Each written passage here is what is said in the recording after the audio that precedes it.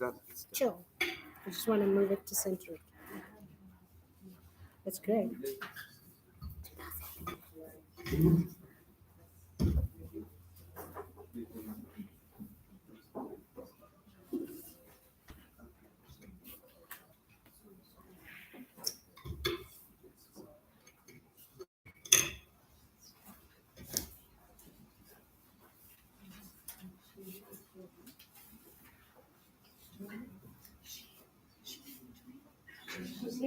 She was here just now.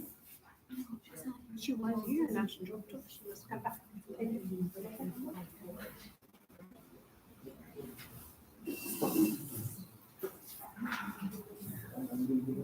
Charles.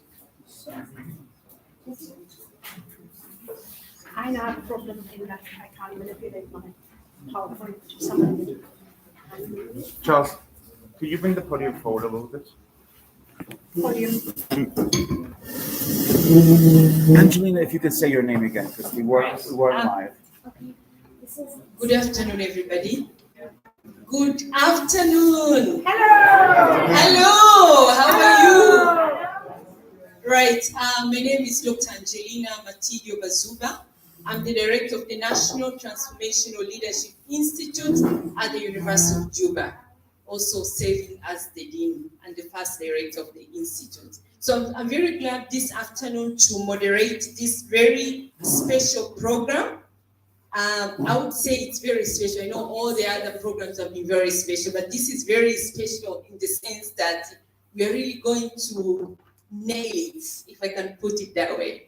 So I'm going to invite the presenters. We do have 3 presenters.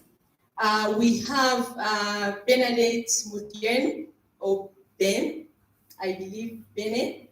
And we also have Dr. Abosede, or Bose. She will also join us. And we have another presenter online. Jande, Veronica. My microphone is good. So I'm going to take this moment to invite Bernard, come forward and start. And maybe after this, we invite questions and maybe we'll have some sort of, interactive discussion. So you're most welcome. Thank you. Thank you. Thank you. Angelina, it sounds like a song. Is this microphone working? It doesn't. Put it on. Hello. Yeah. I got it. So now I have PowerPoint and I need to do the PowerPoint from my laptop, sadly. So no podium. I'm not going to preach today. Is it okay? This is my PowerPoint. Do you want me to pass the slides for you? I have notes. So I realized the reason I was using that word is because I realized I have notes on it. But how do you do that thing? It's supposed to go view. Sienna, save me. And for folks on the live stream, and maybe even us as well, Bernadette, this won't project well, so hopefully we can get from her a copy of her slideshow, so we can all have it directly. Well, I get to see my notes, yeah. This one has no notes. But when, yes, bless. Okay. So everything is clear and visible and presentable. The table, you don't like the table? What? Sorry. Aesthetics, huh? Let's not mess with a man's good taste. Are we ready now? The cable is in the way. It annoys the people. I don't mind, so we can put it like so. Does that work? Cool. Thank you for your patience. It's much appreciated. So I'm Bernadette Muthien, and as you know, I'm from South Africa, but not just from South Africa. I'm from the Republic of Cape Town. It's the southernmost tip of the continent of Africa. It's very exciting always. to be from that special place. Everybody can go to Johannesburg, Pretoria, but Cape Town, 2 oceans, mountains, everything. Beautiful. And I want everybody to come and visit us. And my topic of my presentation is decolonizing human security. There's this human security thing we're always talking about. And we also talk about decolonizing, but we don't enough decolonize the human security. Because Matt's friends, the old guys, and I say guys deliberately, wrote a lot and defined the concept of human security, and some women too, as you'll see just now. But we haven't done enough, especially in Africa, in terms of decolonizing the notion of human security. But this thing is not visible on that thing. So, or I just said to them, and I said to them all, that we will supply the PowerPoint if you would let us at a later point. There's no way of doing it in that. All right, after all this drama, though, it's like, cut down. But okay. And Indigenous African feminism, not only are we talking about human security, we're also decolonizing it, but more so, not just any old decolonizing, it's both from an Indigenous perspective, African perspective, and feminist perspective. And these are unique lenses, because if Charles is going to talk about either human security generally or decolonizing human security, it's going to be from a different perspective to an Indigenous person and a feminist person. So bearing all this in mind, we're moving to the next slide with your indulgence. So I'm contemplating ideas, and as LFE would say, not only ideas, but practices of human security. I'm doing it with a decolonizing lens. I want to strip it of all that colonization, which we've been brainwashed with and continue to be brainwashed with. I'm rooted in this Indigenous African feminist perspective, which is a lot of complexity thrown together like a delicious stew or one of those goat soups that you like so for dinner. So from foundational to contemporary interpretations and practices of human security across ideological agendas, we have the neo-realists like the United States and the EU even, and NATO, etc. Then we have the neoliberal like the United Nations, which is built on the back of the League of Nations. These necessitate analysis, deep analysis. We also need to look at South Africa's path-breaking conception of security developed by even youth like me and old people too. In the late 1990s, we had a defense review process. We'll talk some more about it. But our notion of security is deeply connected to anti-poverty, eradication of poverty, and poverty is the biggest security threat. And that development is the key for us in terms of security. And that was in the 90s. Things have changed a little bit. I'm also going to look at Matt's friends, AFPREA veterans, and some of the groundbreaking work they've done in peace studies. And I'm going to decolonize it. Then these viewpoints and practices, always practices, must be deconstructed using what I'm calling an Indigenous feminist lens of rematriation. You know, when you repatriate, you bring back the dead person's body home. I'm saying rematriation, let's bring it back home, bringing women back into the center.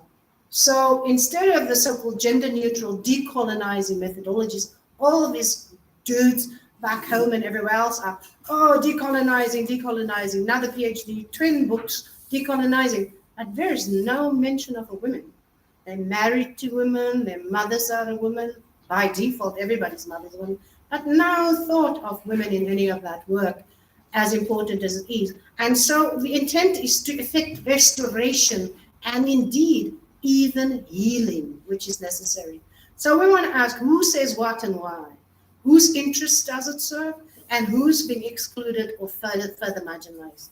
So we know positive peace requires justice and egalitarianism to get systemic nonviolence that's both structural and cultural in the way Galton does his triangulation.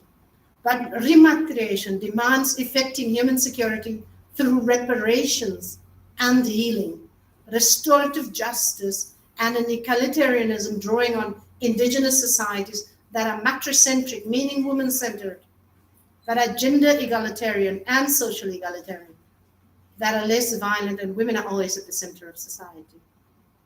Chew on that a little bit, like that goat stew you like. This process of decolonizing from an Indigenous African feminist perspective, in other words, rematriation, It affords very good opportunities for us to reinterpret, reimagine, undo all the muck, and redo, to recreate things for us. And I want to misappropriate Audre Lorde, a very good auntie late now. We cannot use the master's tools to dismantle the master's house. So some 30 years of peace research that I've been doing, maybe I'm exaggerating about the 30 years, but then there is this book that we produced as well, which is here, I have some copies. Rethinking Africa, Indigenous Women Reinterpret Southern Africa's Past, which we can unpack some more. Moving on. Oops, that doesn't work. Hi, the slide doesn't want to go to next. There, thanks, Anna. Neorealism. United States, EU, NATO, Russia, Crimea, Ukraine, China, and Taiwan. By its very nature, it engenders conflict in terms of hegemony and whatnot. Neoliberalism, looking at the United Nations. What do you think of it? United Nations, I want to move to Addis Ababa or Geneva or even New York. No. We know it's built on global inequality from its very foundation, carving up the world after global war. It reiterates these global power structures every day. It does so as the United States is becoming a declining hegemon, China's ascending, including in colonizing Africa economically.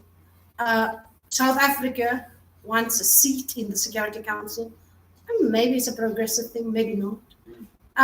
Here we have this revered United Nations, and I'm fully in support of the International Criminal Court, etc.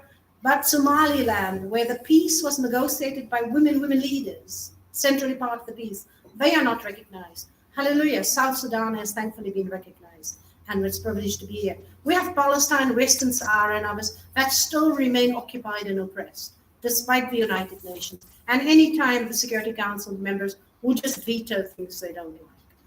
Contrast 1994 to 99, when I was a very skinny kid, we had a defense review process which combined civil society, government. We had apartheid generals in their general outfits with little girls like me toying together, working on this defense review. It was an epic fight about how we will define our defense. And civil society, we won eventually, where we define security not in terms of armies, guns, and invasion, but in terms of combating impoverishment and effective development. And it was a profound and proud moment at how we practice a walkout talk at the Now I'm going to talk about leaders of peace research very fast. And I'm going to do this, and they're chronologically arranged by birth year, so that you can hopefully see a pattern. Can the room see this PowerPoint? Yeah? Okay, we start with one of my favorite aunties, one of the co-founders of AFPREA, the International Peace Research Association, is Elise Boulding, and she was married to an economist called Kenneth Boulding. So here, she is the center, and he is the reference. And I bet that his economics drew a lot from her great wisdoms. And she was born in 1920, and may her soul rest in peace, passed in 2010. She literally is accredited with founding peace and conflict studies. Now, how many people have heard of Elise Boulding? She, show off Uganda. So, but that was only one hand, and blessings to Uganda. But she literally founded peace and conflict studies, and people don't know who she is. And she's dead now, so we can't even fix that. She co-founded Women's International League for Peace and Freedom, the great people who worked on building the League of Nations, which became the United Nations after World War II. And the women, especially Quaker women, who were a critical part of that work, are never recognized. Whose names do you hear? Only the men's names. She very importantly spoke of women and family as very central to the peace process. She said peace is ordinary, local. She looked too, like some of the other people, at Indigenous social and gender egalitarianism. Very forward thinking for a global North auntie. And she talked about a global civic culture of human communities, like Elavi says, human communities rather than nations or countries. Now see, she's the goddess, the godmother of peace studies, and we don't know about her. Must be fixed, decolonizing. The next auntie, born in 1929 and fabulously still alive, living in New York, 5 years ever, is Auntie Betty Reardon. She founded Teachers College at Columbia University. She's also an AFPREA co-founder. She's credited, along with Auntie Lise Boulding, with coining the field of peace education as a field, as an academic field, as well as putting it into schools. With her, we in the late 90s, I was privileged to work with her in the Women's International Network on Gender and Human Security, acronym WINGS. And she co-founded the International Institute of Peace Education, where I'm still hanging about. She draws critical importance, she flags for us, the importance of human rights, the environment, and gender and the women. She talks about the quotidian, the ordinary, the community level. And this is deeply inspiring. I know LV loves her for that. Now we come to the dudes. No? You've now had two groundbreaking women who started the field, the mothers of peace studies. Now we come to Johan Galton. And everybody says, and I love the uncle, everybody says Johan Galton is the father of peace studies. No, Johan Galton was born after these two ladies. He came after them. They are the ones who started the field of peace studies. It's exhausting. And when I next ask where you come from your mother's womb. The woman doesn't come from your rib. So it's exhausting. Look, here's the chronology. The evidence is before your eyes. This is science. Decolonize your mind. So Uncle Johan Galton, the grandson, after Elise Boulding and Betty Reardon of peace studies, he did this famous triangulation of violence and peace, talking about direct structural and cultural peace. But in his beautiful, powerful work, there is no gender, there is no women, not even a passing by word about us is mentioned. And he is a great lover of a great many women. So, and the women love him too. So it's just ironic. Then came the AFPREA SG, Luke Reichler. He was born in 1944. When I look at the age, it's like, you dude, the Belgian guy, very nice man. I'm very fond of him. He's one of the guys who mentored my peace research. And he was very interested in peace-building leadership. But again, he focused entirely on men. His indicators around socialization, for example, when I brought up the fact that Nelson Mandela was imprisoned for over 20 years, he meditated all of that solitariness, working in the garden alone and all that, helped him to become the man that he was. And contrasting him with Thabo Mbeki, who grew up in exile, a state of perpetual insecurity and a lot of trauma. And so Mbeki's insecurity and the way he governed drew... I hope you're not too fast. I'm just trying to... must I go slower? Yeah? Especially when I'm talking about... trying to ask whether... Thank you, Moses. Okay. Are the people okay with the pace? Okay. So where was I? So Luke Reichler spoke, but he didn't think about the impact of socialization on these indicators of peace. It was just, you need X, Y, and Z, like a constitution, democracy, voting rights to make peace. It was not enough. You need to understand how a man like Nelson Mandela is created, how a man like Thabo Mbeki is created, and how that can be different. All the same, Luke Reichler, whom every woman loves, and he loves great many women too, huge number of women, he is completely ignorant of women and gender. It's so ironic. He used also the pentagram, which is the 5 thingamajiggy, as a symbol for his peace model, which was beautiful, except for the women, which I kept having to put back in. And the pentagram, ironically, is also a sacred, ancient, pagan, as in Indigenous people use the 5 points of a triangle. So don't say Antichrist. There's nothing to do with Christ or Antichrist. It is a faith tradition that is other people's and that existed long before colonization and still exists this way. Next came 2 friends of Matt as well in LNE, Douglas Fry. I really love this guy. You're not friends with him? I know him. I met him once. Okay, he's not Matt's friend. That's okay. I wish he was my friend. I use his work very much. Douglas Fry, born in 1953, he did his multi-country studies showing indicators of peace, along with Graham Kemp. They produced together books and separately books, and they looked to social egalitarian societies. Also no gender awareness. What we then have to do is say to them repeatedly, dudes, yes, to make peace, you need an egalitarian society, socially egalitarian. There can be no kings and queens. He referred to Scandinavia. He referred to my mother's people, the Khoi and the San, or some people will still call the colonial term, Bushman. Never remembering that they are also Bush women and Bush people. So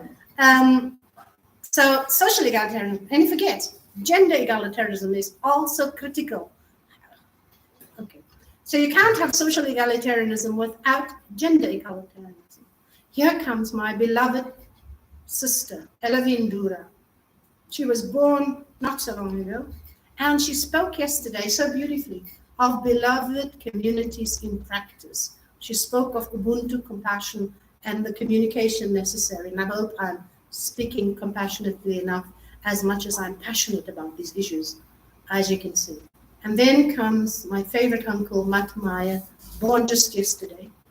An activist scholar. And why he's exciting for me is that he's an internationalist and he's a Pan-Africanist. He's already visited South Sudan, being his first time, 104 countries. Just over lunch, he said he was 21 when he first went to Mozambique.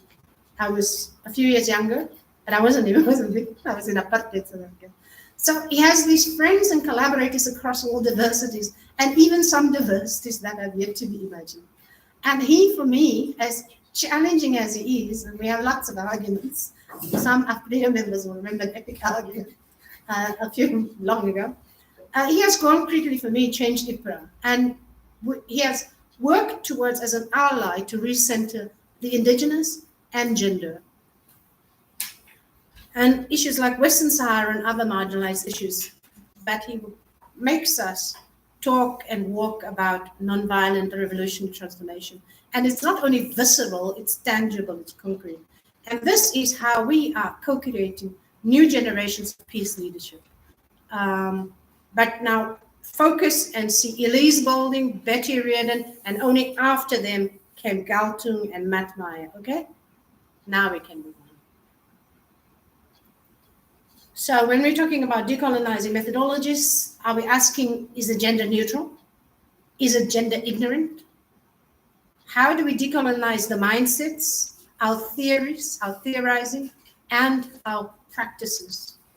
When we're talking about this rematuration, the notion of Indigenous feminism, there's a lot more in this book you can get later, online or from me. It's about restoration and healing. You can't make peace until you restore restorative justice, and if you heal both self and others, the communities. And you have to have, as I said before, social and gender egalitarian. The one cannot exist with the other. And you have to recenter women, bring the women back into the society, in the thinking, bring the women back into the society, in the thinking, in our theories and in our practice. And we should never ever forget the names of Elise Boulding and Betty Reardon, and many, many others as well. So we want to ask again, who says whose interests are being served, who is excluded and why? And how can we remedy that? How can you, if you have more power, be an ally to the ones who have less power? I'm serious. So we want to ask, should AFPREA and AFPREA have at least 50% women? In the world, there's 51% women. Should AFPREA and AFPREA be looking towards recentering women's leadership, women's strength? Because here we are. I don't want to be voted. I've served enough terms on AFPREA as a youngster, finished with that. But the others, it's y'all's turn. So how can you be sure that in your leadership and every other parts of AFPREA and AFPREA and your peace work, you recenter, bring women back in to be sure that you include women in it? And for us, it's a new decolonizing of AFPREA and AFPREA.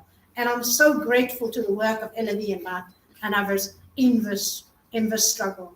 So yeah, we're recognizing what my sister Elodie says, blind spots like gender equality in both theory and in our practice. Now, when we're talking about positive peace, which is about justice and egalitarianism to effect systemic nonviolence, that is both structural, material, and cultural mindsets. When we're talking about rematriation, it's human security through reparations and healing. It's restorative justice. It's an egalitarianism not out of the air. It draws on ancient indigenous societies that exist to this day, my mother's people, and in many of your countries. There are indigenous societies that are still practicing these things to this day. They are matricentric, meaning woman-centered. They are gender and socially egalitarian, and they're less violent. So we decolonize from indigenous African feminist perspective. We interpret, reimagine, undo, and redo. There we go. My slides are a bit wonky. Now I want to talk about violence against women and gender-based violence. It's not only physical violence, but it's also structural violence. How do we impede women's access and women's anything? And it's cultural in our mindsets. How are we oppressing women? 98 or 99.9% of violence against women is perpetrated by men. But a man stands up with great courage and says, oh, but you can't just talk about women's violence. You must talk about men who suffer under women too. And this is what I mean about your thinking, your mindset. You are so colonized. We're all colonized. How are you combating that? And how does gender-based violence and violence against women, what does it have to do with peace? Do we understand that? What does it have to do with peace? How can you have a peaceful country when women are routinely raped and brutalized? So I want to quickly run through some basics here for the people who haven't done a lot of studies like me in gender and Abosede. So just stay with me for a little bit. And I want to ask, what is peace and what is violence? I want to ask you, what is woman? You think you know what a woman is? Wait for this. I want to talk about sex, but don't get excited. I want to talk about gender and sex. And then I want to talk about how we chop up society. You know, when you have this orange citrus fruit, mandarin, and you chop it into little pieces, and what's the importance of state and community. I'm going to talk about paper, like South Africa's constitution, beautiful document. But practice, how do we practice it? The African Union, how do we put it on? Then we women are always negotiating in democracy. Even this panel was around negotiating democracy. So we do that. I want to say all faiths, religions, societies throughout time at their root have these three key elements: compassion, feeling with or empathy, justice, ethics, and ethical integrity. It's this Ubuntu thing we talk about. And Desmond Tutu spoke about it a lot, and he even referred to himself as the dude or the man in the purple dress. We all love him very much. He always loved wearing purple tunic for the church. So the world's populated by women, because you come from a woman, by men after that, by people, because there are people also who don't necessarily want to be woman or man or aren't in physiology. So we need everyone here. Don't say I'm beating up men, because we need everyone here to build our communities of peace. And women's rights doesn't deny men's rights. It's everybody's rights. So when you give women rights, everybody gets rights. But I shall be like my mother and say patience is a virtue. So we're talking about peace and non-violence, and negative peace being the absence of peace. And when you have something as the absence of something, it's war against peace. You have two opposites, warring opposites. So negative peace in and of itself is a challenge. I was going to use a ruder word. Then there's positive peace, when we talk about social mechanisms to ensure lasting and just peace for all peoples. And here's Galton's famous triangulation, where he talks about direct violence, structural and cultural violence. And the critical part of it is the cultural violence aspect of it, which we need to truly address as we work on the rest of the issues. Now, you see this old fellow is throwing seaweed in the air. And the intention was to show how when you throw a string into the air, what occurs to the string. When you just have a pen or a ruler, it's just one thing straight. But with the string, you can see the possibility, all the science and the incredibleness, almost the infinity of it when you throw the string in the air. And that is to remind us of the fact that when we make binaries, so opposites, polarized things, man, woman, this, that, peace, war, that, one ethnicity over another, white-skinned people, dark-skinned people, whatever, your fetishes. When you see life and society as the string going through the air, the movement, the potential, the many, many shapes it forms, the beauty of it, that it is in continuous motion. And this is how life is. This is how societies are. And this is how the creation of peace is. And our thinking must transcend these patriarchal lines, and opposites and binaries and simplicities and boxes, because in reality and in science, there are no boxes except to put the old colonial thinking in and close it and throw it away. But the life is this fluid piece of string in the air, and gender too. So, because we are amongst such profoundly faithful people of many faiths, very faithful. I like the way you all pray, especially when you pray for me. And I wanted to remind you that life is sacred and God creates life. Yes, George. And when God creates life, God is sacred. Now, who creates life? Humans. We don't get plucked out of the air. Women give birth to humans. My mother gave birth to me. And I will always love her. So women and my mother create life. And hence, women are sacred. And we must never forget it. And we must take that back. And we must own our sacredness as women, our power and our sacredness. It doesn't mean men are not sacred.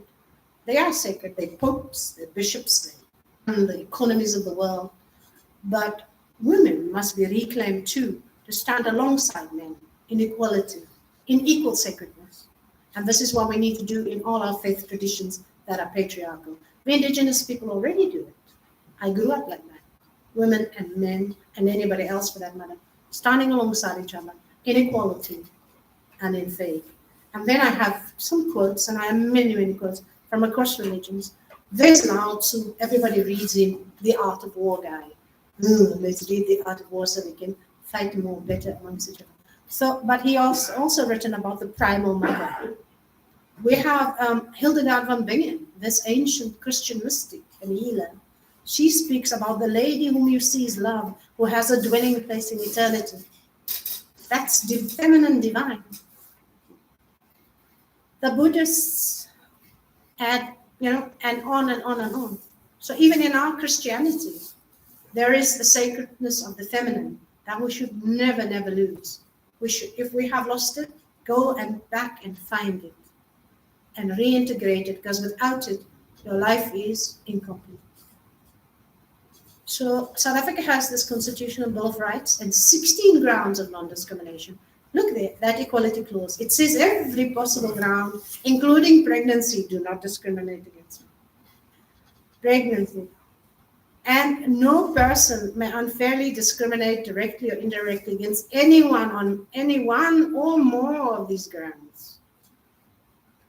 Note all 16, read there, all 16 areas of non-discrimination.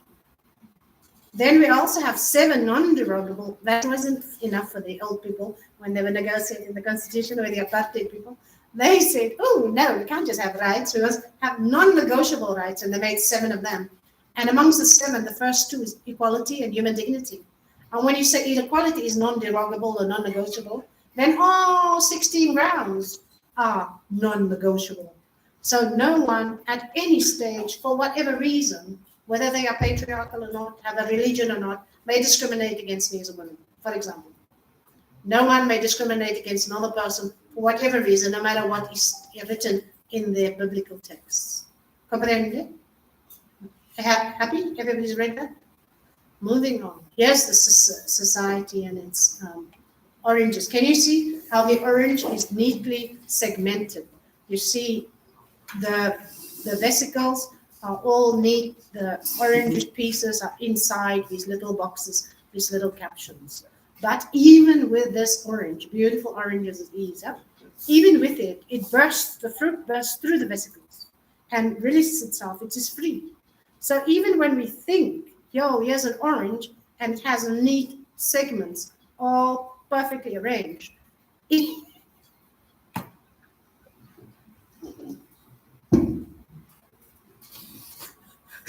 Sorry. I apologize.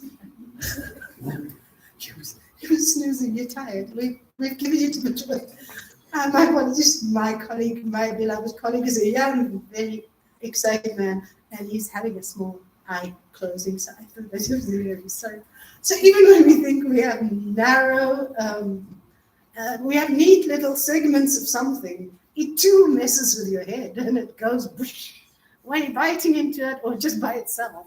So every idea that you think, oh, this little box or this little orange segment is like if it's finite, it's not. So our fourth question was about paper and practice. Despite national and international women's human rights and the apparent window dressing of women present in numbers, including in AFPREA and AFPREA, at all levels of society, unless we establish mechanisms to ensure gender equity in fact and practice, we've not stemmed conflict and effected positive peace. We remain at war of one half of society, men, against the other half of the world, women. Yes, Uganda. Fifth question, women negotiating democracy. With more women in different levels of government, women are able to effect change for women and for communities, as Elavie would say. But not all women, as we know, are for women. In allocating quotas, we need to ensure that we appoint champions of women's and community rights, women and people who advocate for the rights of the most marginalized in our communities, yeah? Women's rights champions, not your girlfriend or your auntie. I want to then refer to the AU's Agenda 2063. It's 7 aspirations. Look how beautiful they are on this continent. 7 aspirations. It is both gender specific. In aspiration 6, look there, aspiration 6 refers to women. And gender is also mainstream throughout each of these 7 aspirations. So in policy, the continent is obliged to follow this. One is women must be considered, and women must be considered through everything. Yeah? Moving on to the whole world, like AFPREA. Here we have the UN's SDGs, and gender here again is both specific, as you see goal 5, gender equality, and it's mainstream throughout. So again, this is our lesson, this is our thing, this is how we are being told, this is what you must do. This is our laws. Gender specific and gender mainstream throughout everything. It must become our mantra in AFPREA and in AFPREA. Here we're looking at reducing inequalities. It's a very nice line. But more than that, I wanted to leave you with my poem, The Endless Sea of Compassion. Shall I quickly read it? Okay, The Endless Sea of Compassion. I wrote it for Mandela Day during the pandemic when we were all isolated. And Syria was happening. The people, children drowning in the Mediterranean. So the endless sea of compassion. I was awake when I had this dream. No swimming, just an endless ocean. A knotted rope I climbed, or more like haul.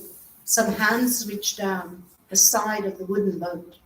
And there I was with so many, many, many people on a brown life raft in the endless ocean. People were kind, sharing breadcrumbs and compassion. Also, drinking water, oddly called fresh water, as if the endless ocean, salty as it is, might be dirty. Bobbling on this endless sea of compassion, I knew that we err, we carry on. Some fail, at times succeed, and even more gently, hope. Yet always we have this brown wooden life raft, fresh water, breadcrumbs, and compassion. I have 5 more minutes, but I'm finished already, so should I dance or sing for you? No, we need to get Jande on just so we can actually leave. I'm done. Thank you. Thank you very, very much. Right, I think we will bring in Jande, if she's online. Yeah, sure. Anytime. It's my cursor. Somebody ate it. Just let me find the cursor.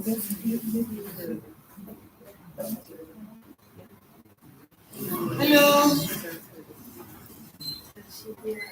Hi, Jande, can you hear us? You're still on the other, your slides are still taking a screen. Take that down. Huh? Jande, can you hear us? I can close the Can't PowerPoint. hear you now, you have to put the PowerPoint close. Yes, please. Yes, yes, now. Is it working? Hi. It's not working. Why is this not showing? Come quick.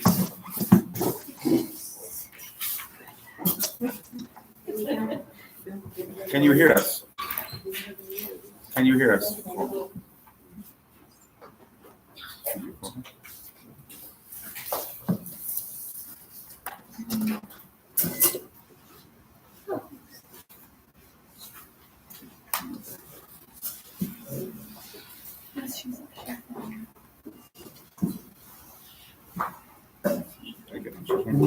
Anybody want to stay at home? Bossy? While we wait. Jande, can you hear us? Hi. Hello. Can you We hear can't us? hear you. We can't hear you. All right, as we wait for the connection, can we all stand up? Just a quick exercise. An energizer. She's ready? Right, so can we all stand up? Okay, can you all see me? Right, so I just want us to write peace, Yes. the word peace, using our bodies. You know, use your body like a pen. How do you hold the pen? When you hold the pen, you hold at the middle, right? So this is the pen, and then you hold the pen this way, and you write, okay? Can you all see me? Right, so we are going to hold our waist. Hello, can you hear us? Waist here. Can we all hold our waist? Hold it properly, very tight. At the back, I can't see you. So can we start writing letter P? Are we ready? Yeah. Okay, let us write. P, capital letter. If you miss it, you're going to repeat the question.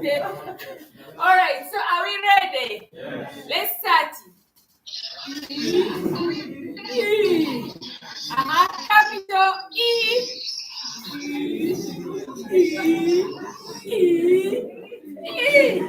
E has no tail, but I could see others are putting tail.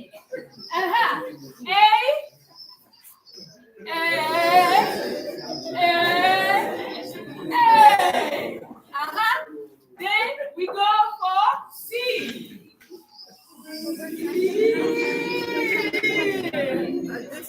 And finally, E.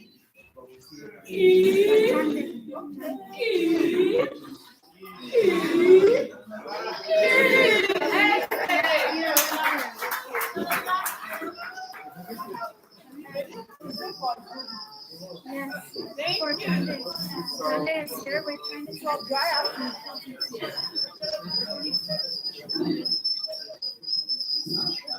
It sounds to me like our sounds are reverberating against Jande Veronica's experience. But if we're quiet, I think we can get her in terms of sound. The video is not working. Okay. So I'm going to now introduce Jande Veronica from Sierra Leone to Angelina, our moderator today, and the AFPREA meeting. Hello, Jande. Hello.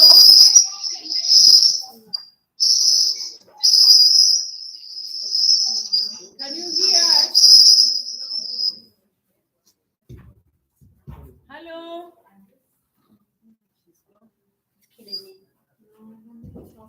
Sorry. Hello. She's gone. The network is not good. It's killing me. Can you say some things to us?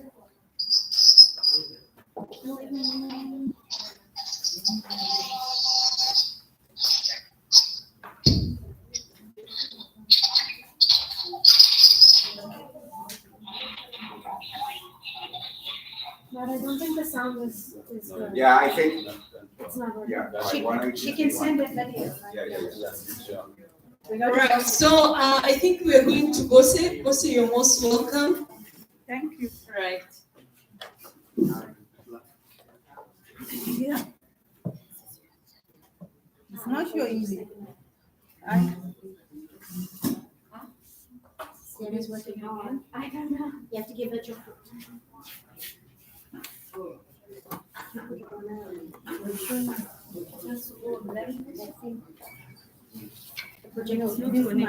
projector is off. It's off. It's disconnected. It's disconnected. Dr. Moses, please, how do we put it on? No. Power. The power isn't here. It's off. It's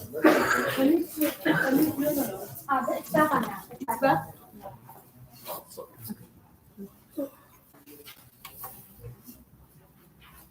Okay, it's 1 minute. Okay. It's on. It's on. Just wait a bit.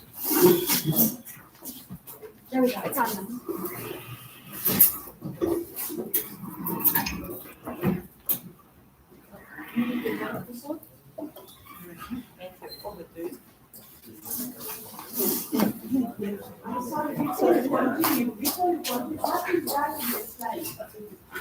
We're fixing it. This is service delivery.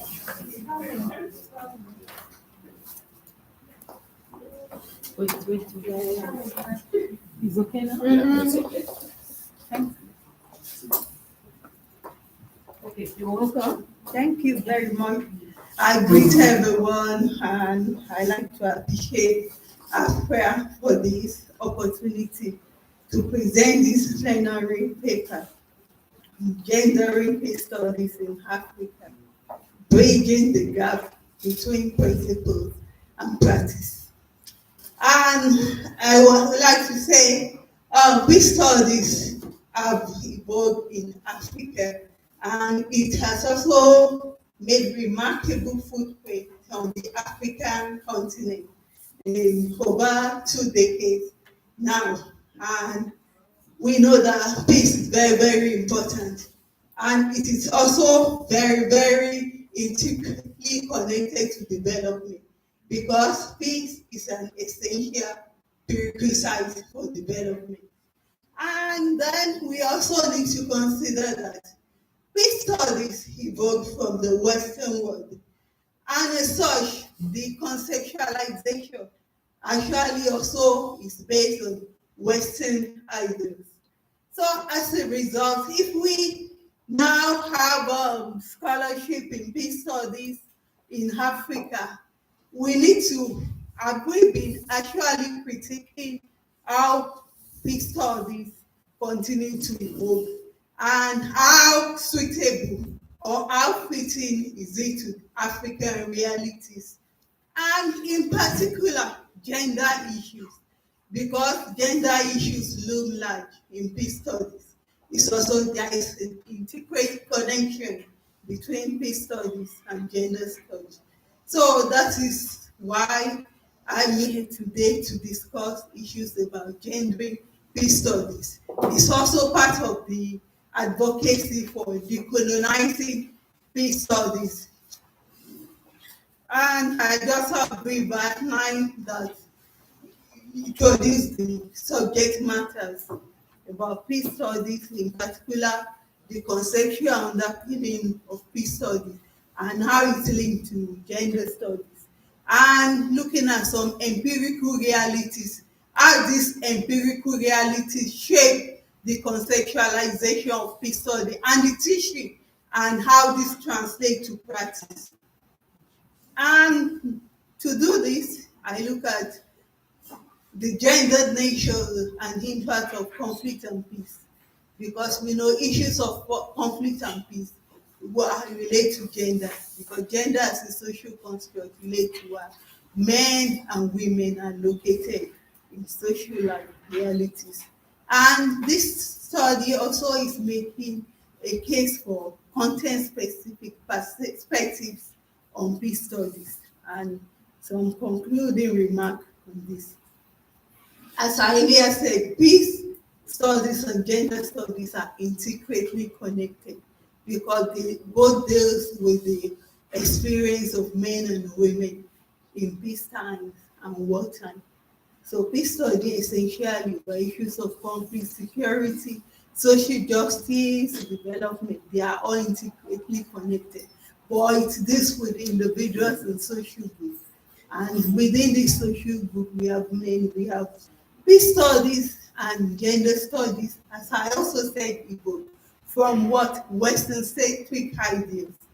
And there is a key gaps in this Western centric construction because they are not well suited or tailored to African reality, looking at our historical, cultural, that still form integral part of our contemporary realities.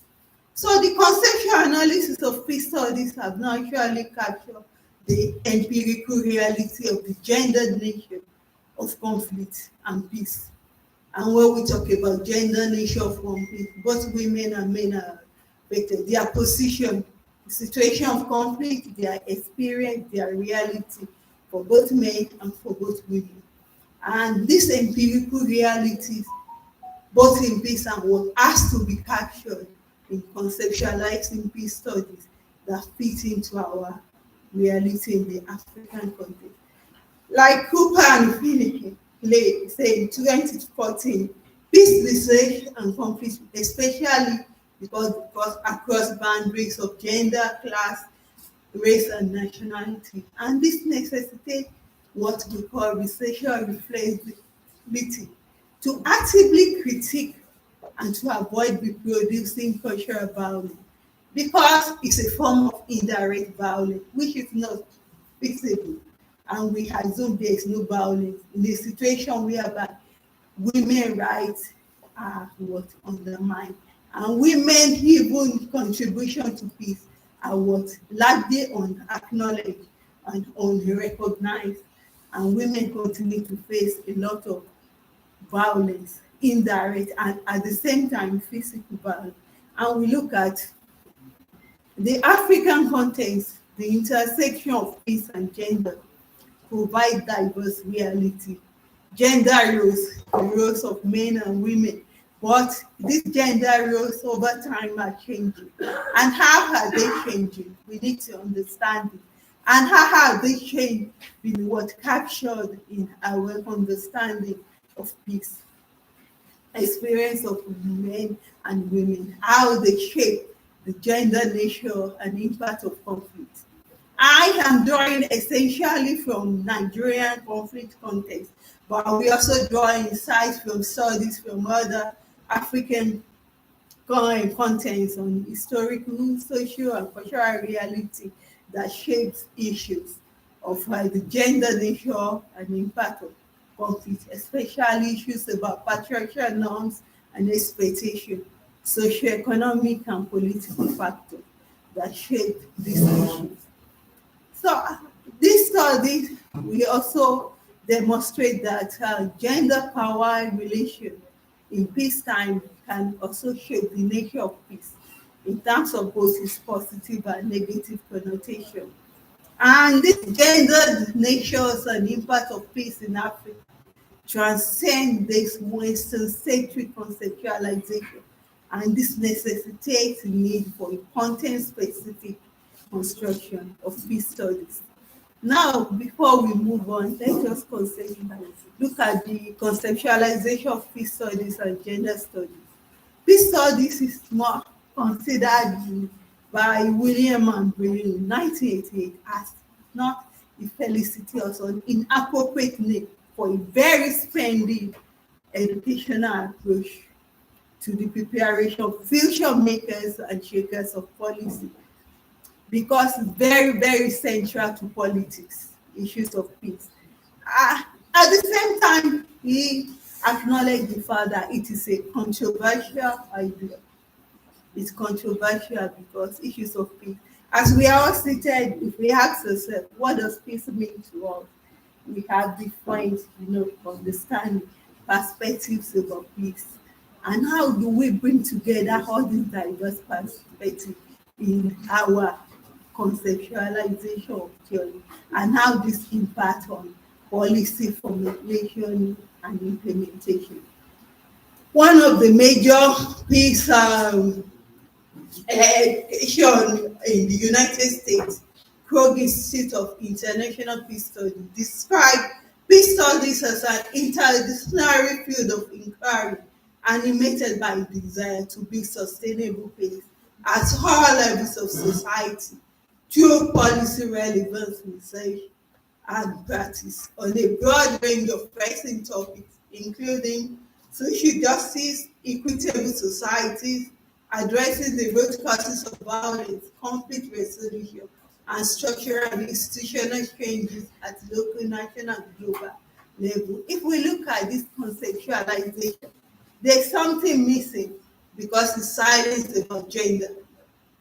And this serves significant implications because in the Western world, advocacy about gender equality, gender justice is very, very strong. And even when they are silent about it, we know that they actually recognize women's rights and they're strong advocacy. But is that the case in Africa? The reality is different. So we cannot afford to be silent about issues about gender justice, gender equality, and equality in which sense, and also be sensitive to our culture, our historical reality, and trying to fit this into our conceptualization to understand that social justice also is intricately connected to gender justice, equality, justice for men and for women in a society in which men dominate. So peace is conceptualized broadly as absence of war and violent conflict. And that is general conceptualization because peace and war is seen as the two sides of the same coin. There is either peace or war. But then even the founder of peace study, Leone, realizes something is missing. And what does that mean? That when everything looks peaceful, that means there is peace. At the individual level, we are all seated here. Does that mean everything is peaceful? We have so many things we are battling with. But then we sit calm. We are here for a purpose. We are facing that. But in reality, it does not mean all is peaceful. So as such, that's why I lead to the positive and negative connotation about peace. What does peace mean? Because peace is more than the mere absence of war. So that is why peace is conceptualized in the positive sense as what? Absence of war, but presence of social justice, equality, and fairness. But still, it's still silence about equality for men and women, even though that is the assumption. But the father, it is silence about that. And we are dealing in a male-dominated world. We assume that this equality does not necessarily mean equality for both men and women. And we must understand because it's also intricately connected to our culture. We does not recognize equality for both men and women. So then peace in the negative sense refers to the absence of war, organized military hostility plus presence of structural justice. And Leone defines structural justice as structural violence as unjust, unequal, unrepresentative social structure, and to situations in which the actual somatic and mental realization of human beings are below their potential realization. And when we talk, if there is no equality for women and men, how can we be talking about justice? And that's the structural justice. And beyond it, we have to also reconceptualize negative peace beyond saying, because there are other forms of indirect violence. Why about cultural violence? Why about symbolic violence in part of our culture that is used to what? To promote, to justify women's subordination, to justify women rights abuse of women, discrimination, which results in disempowering her. And even when women make significant contribution to the economy, to peace, we hardly recognize that.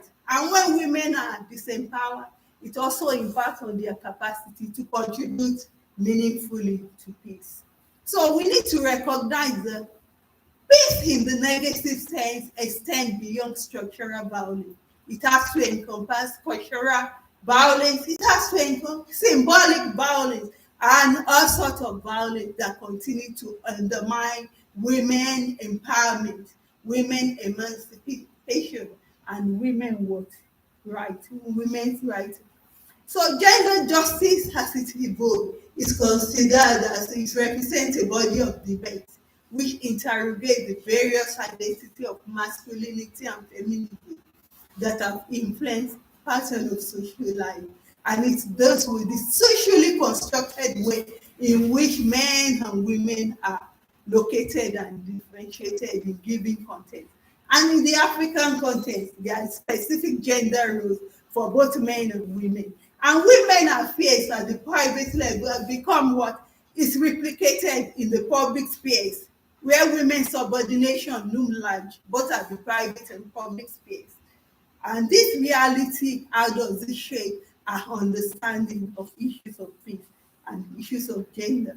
Gender studies seem to be primarily motivated by desire to appear neutral and at the same time inclusive in the analysis of men relation to men. So it will not be that they are subjective. In this sense, it may not necessarily acknowledge the spectrum of men domination or even abuse of women. But at the other end of the spectrum, gender studies also recognize inequalities and operation of power in the social relation of gender, where women continue to be subordinated. So much the same way that gender studies could be neutral and try not to acknowledge this kind of inequality, we have the same situation within peace studies. Because while issues of gender feature prominently, its construction appears to be neutral in the analysis of men relation with men in African context, where patriarchal norms loom large and where there is some predefined gender roles for women. Even in this contemporary society, in which every aspect of socio-economic, political, men loom large and dominate. So, to what extent has peace research and studies captured these inequalities in gender relations, social and power relations? Because even in peace studies, men loom large. And despite that, we have to be scientific. This cultural aspect still what intersect with our understanding perspective of peace studies. As scholarship within peace study recognize and capture the broad spectrum of men domination or abuse of women, and as it recognize oppressive gender hierarchies and its impact on men, both in peacetime and in wartime. So these are critical questions for us to consider in our understanding and reconceptualizing of peace studies in a way that will help us to decolonize peace studies to fit into African realities. Contemporary scholarship on the place of peace in African realities must necessarily question prevailing concepts and theoretical approach, because the evolution and construction of peace has mainly been distilled from Western experience.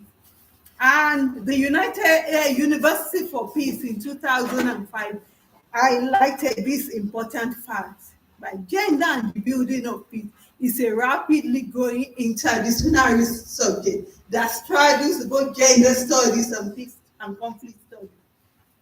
The linkage is important, it's very, very important, because the social institutionalization of gender is central to politics and, of course, to peace.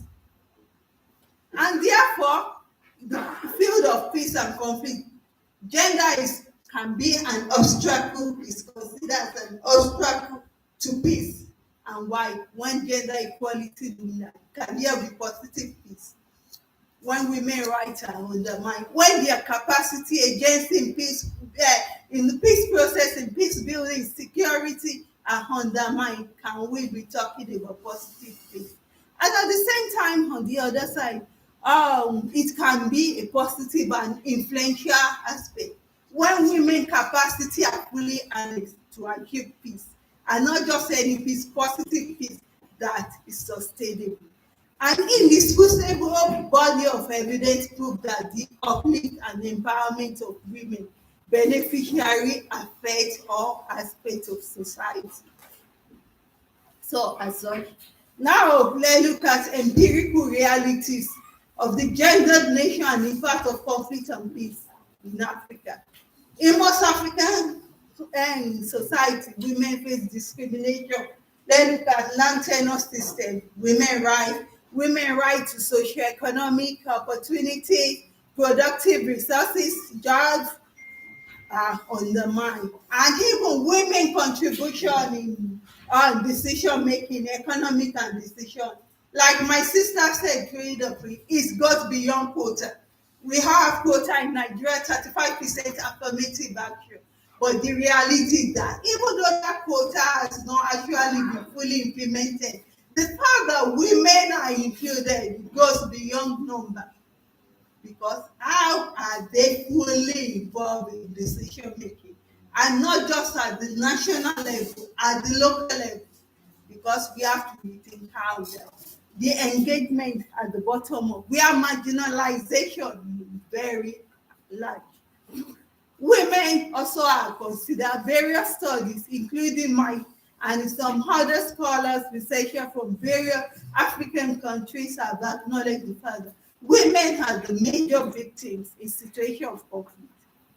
And at the same time, even during peacetime, women confront indirect violence in the form of structural, cultural, symbolic violence. So whether in peacetime or wartime, because violence can be physical or invisible, visible, both direct and indirect violence. So there are various forms of gender and sexual-based violence. Now, during our previous discussion, rape is now being used as a weapon of war. And all this kind of violence, how are they impacting on the women over time? We need to understand how are these violence impacting. Are they just silent recipients of these forms of violence? How is it impacting on them? Because it's undermining what? Their capacity to fully realize their potential. And they are reacting because also we talk about resilience. So how are women able to cope and adapt to these realities of violence? And their coping strategies are now not just, they are not able to develop positive coping strategies because the socioeconomic right continue to be undermined. As such, women too are developing negative coping strategies in their quest for survival. And we need to recognize how women experience and realities in wartime, shaping their forms of survival coping strategies. The case of conflict content shows that women marginalization results in this empowering outcome that lead to dysfunctional coping strategies. And other studies have established that women are now becoming increasingly involved in work.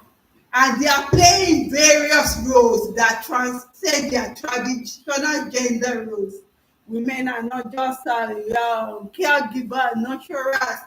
Women are playing various roles that the armed groups are maximizing, are exploiting in their war tactics. Women are playing roles as spies for the armed group, as a mystery to help them transport people because of the perception that women are harmless and peaceful. So women can canvass security surveillance checkpoint with weapons on the text.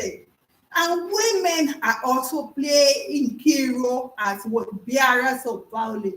They are even playing roles as fighters, and it's becoming more intense. In fact, for example, in the Niger Delta region, I recall some of my conversation with the militant warlord. They admitted that women have shown capacity of the highest level of violence. They can even kill. They can sever the head of a major rival group. They can enter worship. So we need to understand that women also have multiple identities. beyond their innately peaceful or harmless nature. And their socioeconomic marginalization, the violence they are experiencing, is unleashing this other capacity, which is not really peaceful. And it has significant implications for what women. It also results in disempowerment because they are now being socialized to life of crime, life of violence. And in the peace building process, women are concerned, are seen underrepresented and not fully captured in a way, and it leads to a vicious cycle. So how are these being factored into conceptualization and understanding? Because one consequence is that the policymaker, when they look at it, they tailor their intervention based on their understanding of what peace entails. And also, they situate it within the cultural reality in which women are marginalized. And another important issue is the fact that even though women are increasingly playing various roles in armed conflict, the reality is that women are still underrepresented in the peace process.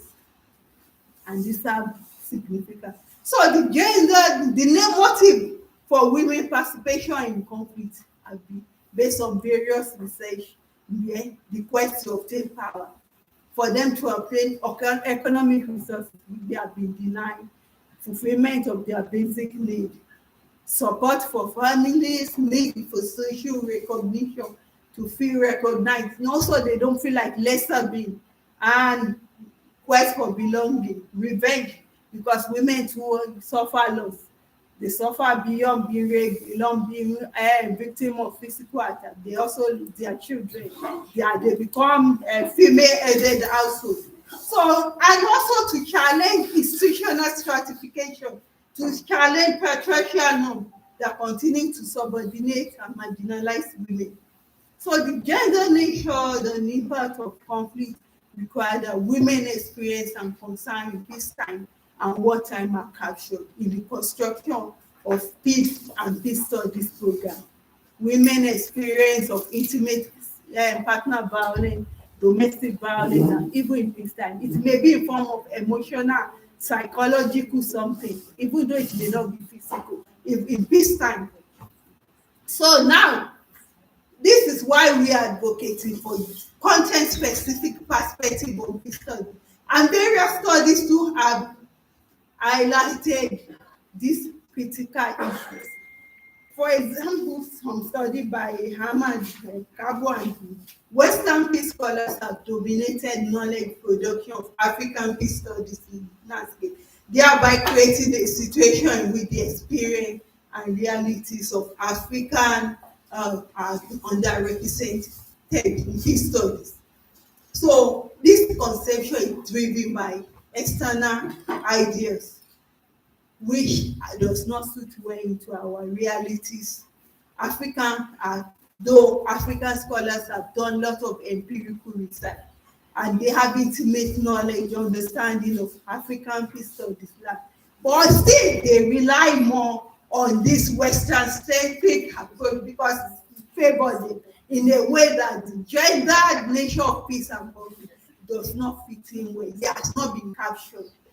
And this creates the risk that peace scholarship and policy run the risk of reproducing gender violence and injustice. And it can undermine efforts for structural and institutional changes, whereby the political elite reproduce the position of power they have in peacetime, even in post-conflict context. So peace study needs to capture not just social justice, but gender justice, a justice that gets and can empower marginalized groups like women. So the way of conceptualizing peace studies must prioritize gender in construction, because these are the variant nature of peace studies required. How can we integrate gender to avoid a narrow fixation categorization that ignore and perpetuate gender inequality and injustice, and also that can help this policymaker to capitalize on this to continue to undermine women's contribution and women concerned in peace building, because they already lack the political will. So when we contextualize just enough to fit into African realities, it helps us to be able to what, at least make a case for what gender mainstreaming is, not just about number, but how women can fully participate. So what to emphasize again, that gender is an important lens to analyze peace studies, and African peace studies need to capture gender violence that occur both in war and peace time.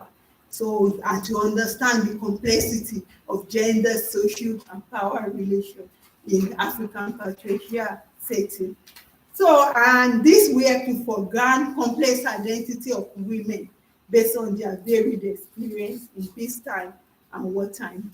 So, in conclusion, this paper advocates for a more realistic conception of peace studies that adequately captures the gendered nature and impact of conflict and peace, and that can situate women and men varied experience in peace and wartime, therefore to reform this gender-centric conception of peace and peace studies.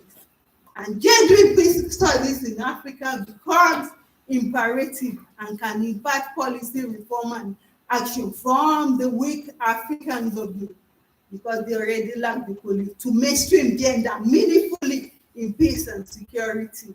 So it is a starting point to address women exclusion in political decision making, which, as I earlier said, is not just about increasing the numbers of women representation at the national level, but the local level of decision making, where we continue to advocate for what community-based approach, which also integrates women concerned to peace building and gender inclusive peace building. So peace studies that fail to integrate gender risk promoting negative peace, because positive peace requires effort to address structural value, but also gender violence and gender injustice. Thank you for your time.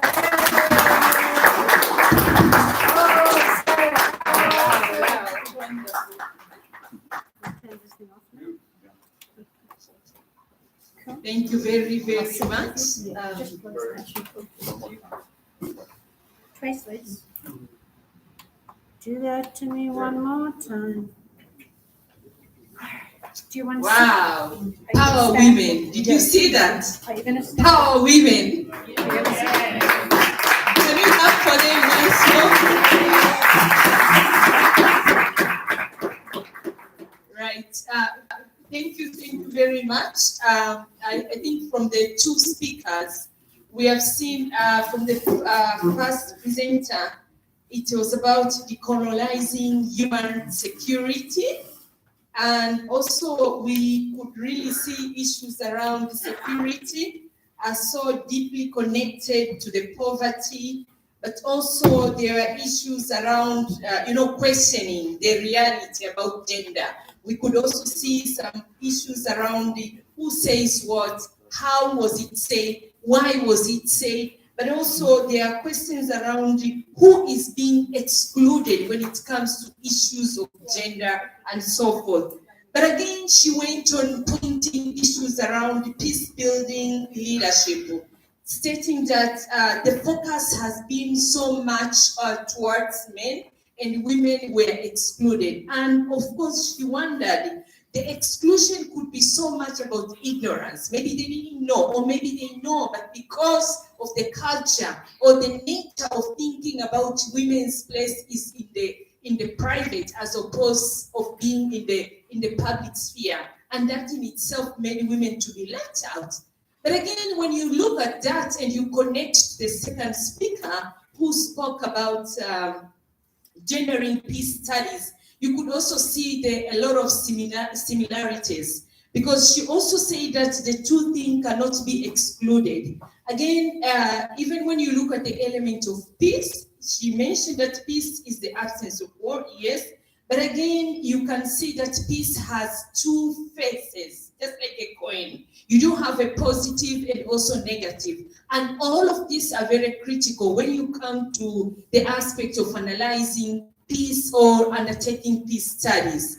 Again, she went on helping us to understand that women are still central in terms of peace building because they too play critical areas. They can have multiple faces or multiple identities. There are times where women can play a critical role of peacemakers or as peacemakers, but also women can also take another identity. The other time where they can become even conflict managers. You may see, they may get in there for a number of reasons, being it connected to the families, or being it connected to the resources, or being it connected to the aspect of them wanting to really sustain and raise meet many other needs. And for me, that speaks a lot because you can see the fact that women may have multiple burdens. You know, in the face of you becoming the breadwinner, you find that you may have to undertake anything that it takes to so that you can be able to really accomplish what is needed. But again, she went on concluding that gender is an important lens to analyze peace studies and practices. And for me, I really found it to be very critical. That means the two cannot be excluded. Here we go. She went on talking about exclusion of women, and I look at it as exclusionary practices. And I can bring in the experience of South Sudan as I'm going to welcome questions, just alluding a little bit about what happened during the negotiation we had in Addis Ababa, which culminated to the signing of the current peace agreement we have in 2018. There were very few women we would start by talking about maybe 2013 crisis. There were very few women on the table. And we started questioning, why are we not there? And we were told that we don't have qualified women. Women don't know how to speak. Women cannot negotiate. Women don't know English. Women cannot speak even a single language. Now, the question is, I'm standing here as a South Sudan. Do I look like I cannot negotiate? Do I look like I don't know my rights? Do we look like we don't know what are the issues when we are undertaking multiple roles? When you talk about child caring, when you talk about all the burdens of planning, we are actually leaders and managers. So when we started questioning this, go on, Fluffy.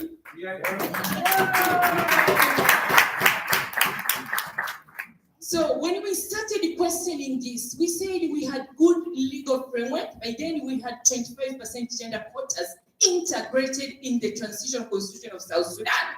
Again, all the elections acts and everything else were very positive in terms of, they were very progressive in terms of promoting women's representation. But again, when it comes to implementation, it was a completely different picture. So when we started questioning that, we were told because you are not qualified, because you have no courage, because you have no confidence, we said, oh, come on, spare us. Since we signed the first peace agreement in 2005, there have been a lot of capacity building in terms of mentoring and bringing out these women. Where are they? Is it because they fear politics? Is it because that those are the areas that are regarded as male-dominated spaces? And when women appear or get in, women are always labeled as space intruders or space invaders. And because you are regarded as you have invaded space which is not yours, you suddenly realize that you are seen as an outsider. So you've got to get into there if at all the gatekeepers will allow outsider. So you've got to get into there if at all the gatekeepers will allow you to get in. And then you have to learn the rules of the game for you to be appropriately accepted. By the time you start learning the rules of the game, you find that others have already advanced. They come into sharing the cake and they will get the big share or the lion's share of the cake, and you will be given the smallest one, if not washing the plates.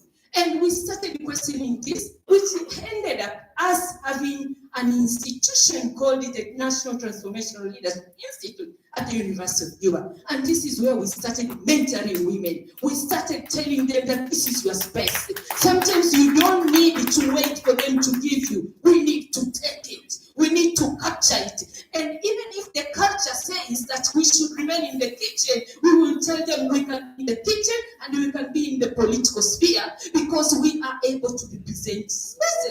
able to bring up. We know what are the issues. But beyond that, women do make the majority. If we do make the majority, and we are talking about a democratic country, then why do we leave the majority behind who are apparently make the majority? So we need to bring out these voices so that they too can decide on the issues affecting their welfare. How do you say that? I want to welcome questions. Right, so who is ready to start? Okay. You stay here.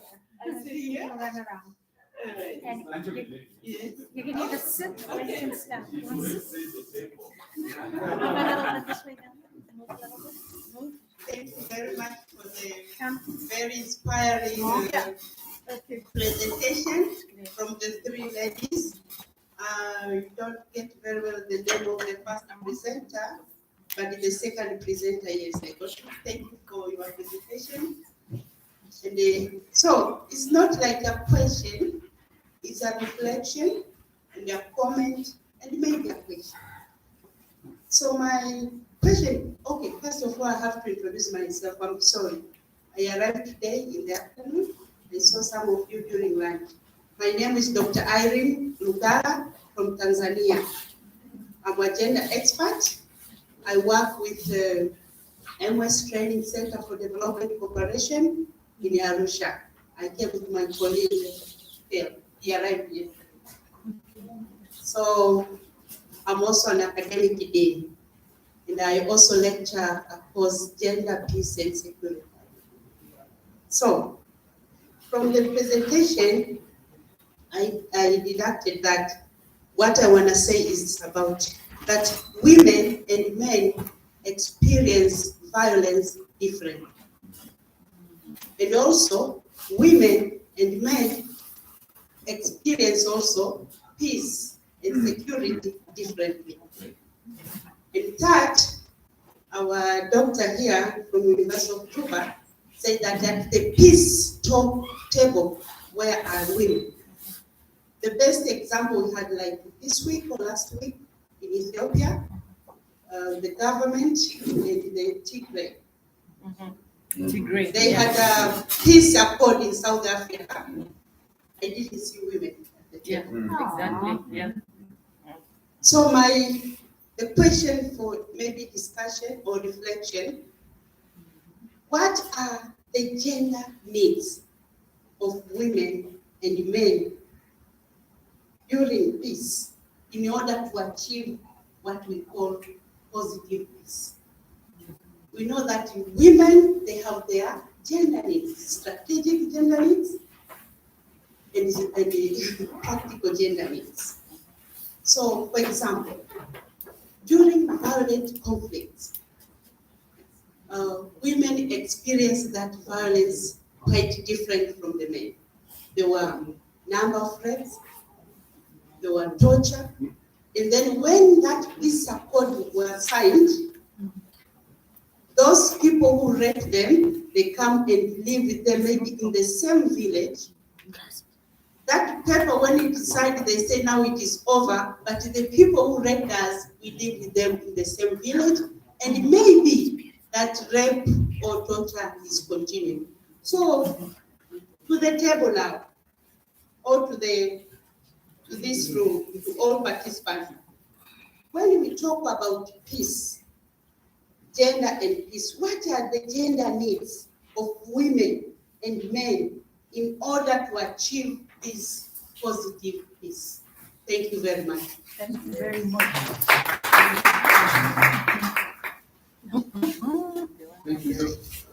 Thank you very much, Doctor. Can we again applaud my colleagues? Yeah. I appreciate you so much. And thank you for the work you are doing and for these achievements. I have also two communication. One, let me assure you, what we call accord for peace are not accord for peace. What we call peace agreements for this region and in Africa are not peace agreements. So we don't lose our mind and our attention on that. Those are mafia and business arrangements between politicians. But as change makers, women and men, we need that to fight for really peace agreements. Not this one they are putting on TV, on show. We have to fight for really peace agreement in Angola. So, another communication I have, I would like to suggest, as we are conceptualizing, I would like to suggest if we can talk more about gender and women leadership. Because sometimes when we are emphasizing too much on and focusing much on gender, we are bringing only women, and we are fighting for women. And when we are talking about gender and we are fighting only for women, this is not gender. Because we are leaving behind also the young, the youth, people with disabilities and other needs, and also refugees. So I think it's good. But when we combine them, we look at gender and the women leadership. That's why also where now we promote more their participation, women participation, political participation, women in peace process, mediation, conflict management, and peace building, and also women in electoral process.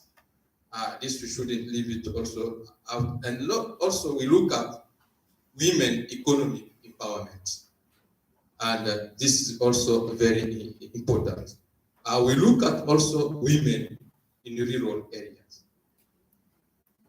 So because you see, most of the time, women who has voice, they are in town, but others in rural areas, they are left behind. So when we are advocating for this, I think we have also to reach those who live in the rural areas. Thank you. Yeah. Okay. Charles, can we get back the microphone? Excuse me.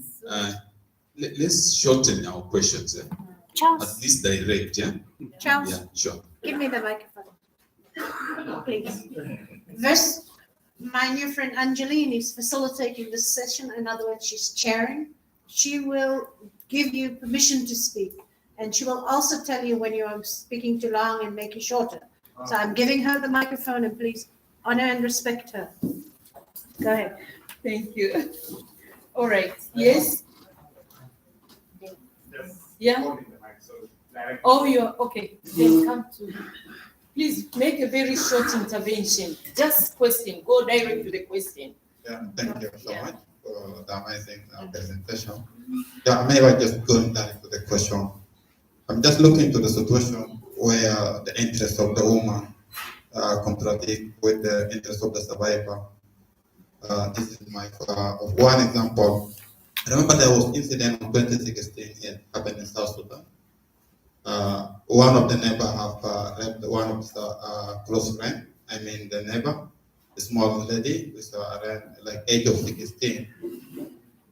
Later the civil society called for peaceful demonstration, and unfortunately the survivor, due to the bleeding, she passed away. And the civil society called for demonstration so that the body can be taken from the home, from Monopi to the parliament.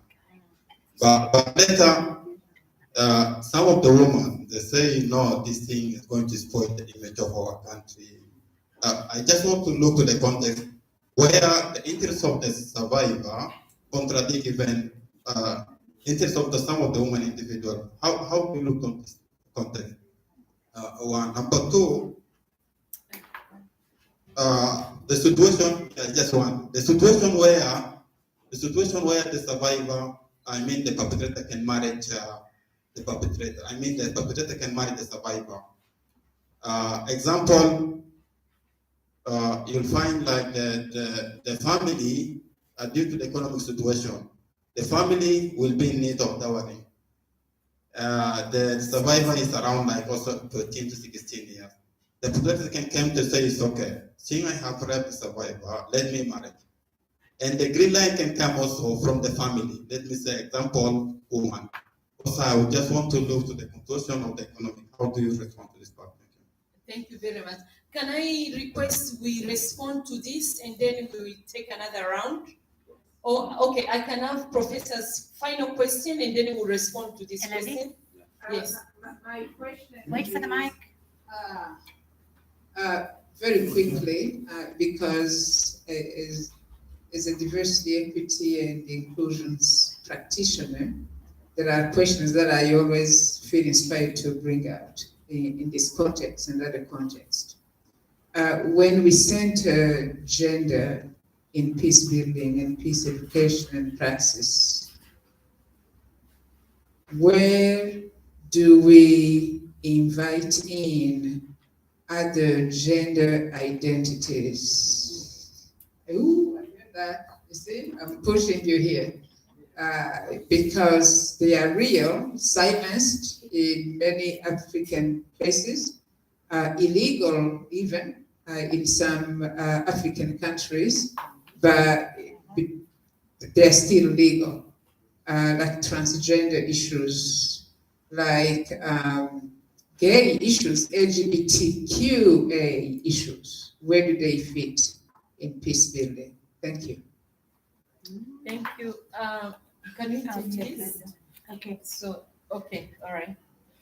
So, isn't the microphone working? Yeah. Yeah. I'm going to respond to the first question and the third question because Bosse and I are in synchronicity around the first question. It's about how do you realize positive peace? And we had both spoken about the importance of decolonization because the notions of peace were written in the global north in favor of the global north, carving up the world after world wars. So we have to decolonize both mindsets and practice. We had said that we need to engender it, and not just make it real, but we need to consider gender, and in particular women and recenter women. And then I spoke about the importance of this concept, indigenous concept of rematriation, which is to bring home the indigenous values and knowledge, which exists to this day, it's not foreign, in every society, and to put women back into the center of society.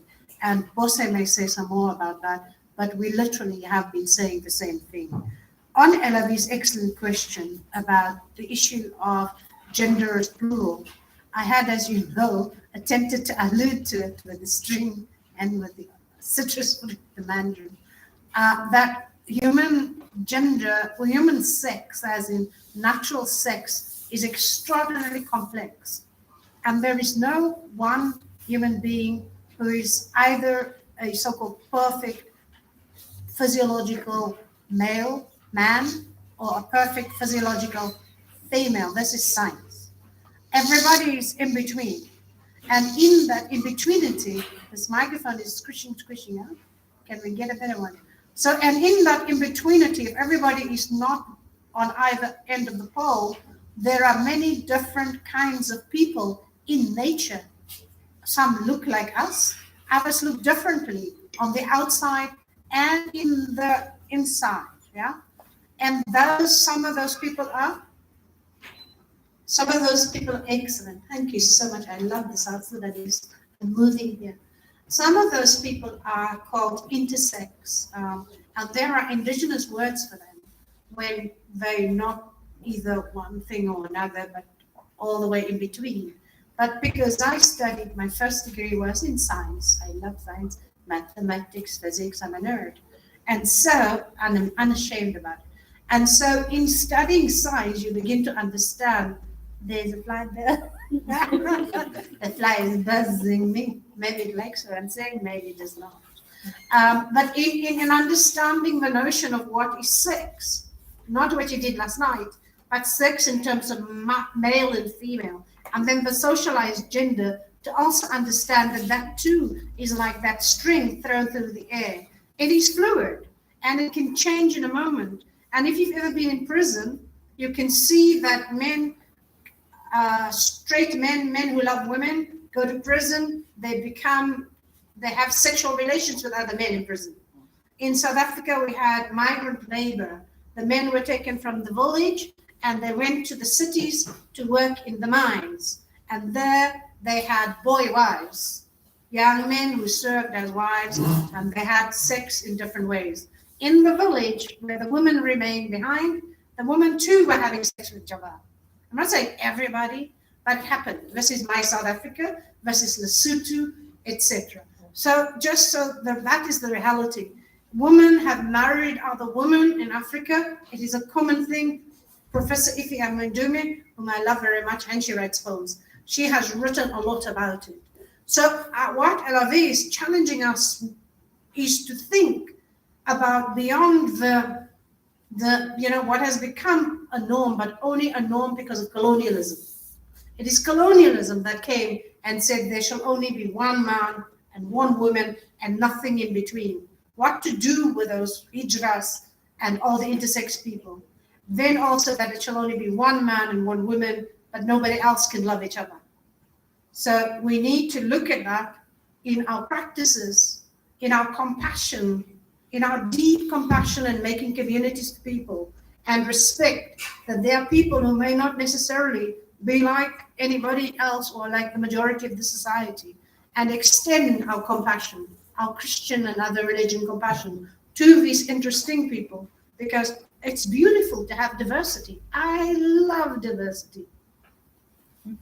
Thank you very much. I think my response will cut across some of the questions and comments raised that I think I would like to respond to. Well, the aspect about men and women experiencing conflict and peacetime. I think one issue that I would like to emphasize is that even in gender, we need to look at intersectionality. And because the gender also is linked to issues about class, issues about other identity like ethnic group, like religious as identity. It also intersects with gender, and it shapes the varied identity of both men and women in peace and wartime.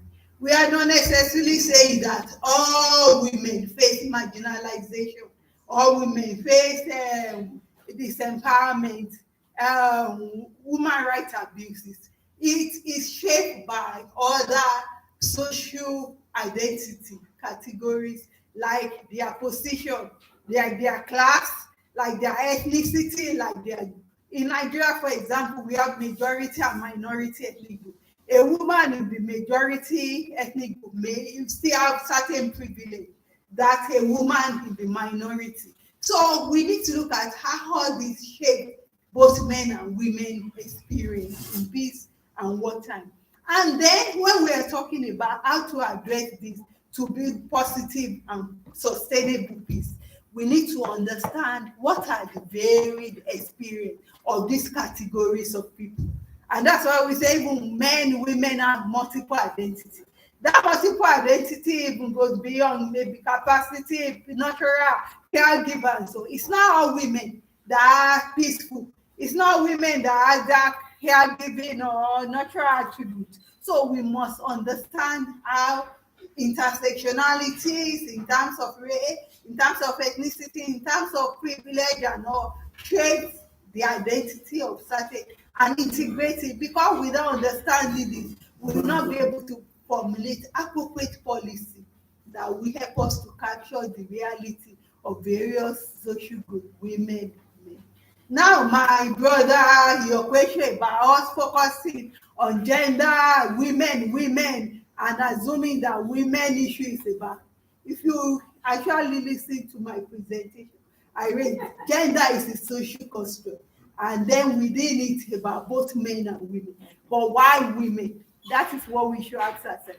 In a context, even with this intersectionality, women are disadvantaged because we in Africa, we live in a predominantly patriarchal where men dominate the socio-economic political sphere. So women are more disadvantaged irrespective of, if you are, we also ask you to go and read about the evolution of gender studies, even in the Western world, for you to understand. Because we continue to say, are women private? Women, gender evolved from a nuclear family, that is a a male as the head and the woman, the subordinated wife, and their children. And that's why Western scholars say the affairs of that is how women too are represented at the public sphere, and why should it be so? So you need to understand the reality about gender, how it is constructed, and how women gender role in Africa really at the private sphere is also now brought keenly to the public sphere.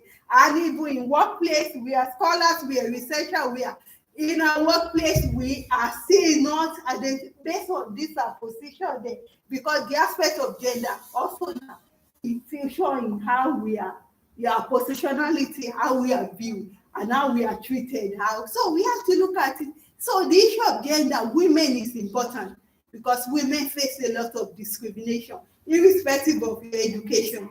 So why will we not emphasize when we are talking about equality with women? And I think my colleague has actually, because his gender is social construct, we must understand when we are looking at identity, bisexual, homosexual in African context. How are we understanding and interpreting?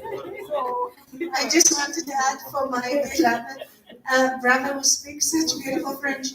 He's friends with LFE, and he can use LFE as a resource right next to him in relation to these questions. And I hope LFE is a tough teacher. Right. Thank you very much. I think we'll take a second round, but just before I call for the second round, there was a question around interests of women and also issues around relationship between the survivors and perpetrators. I just wanted to clarify that.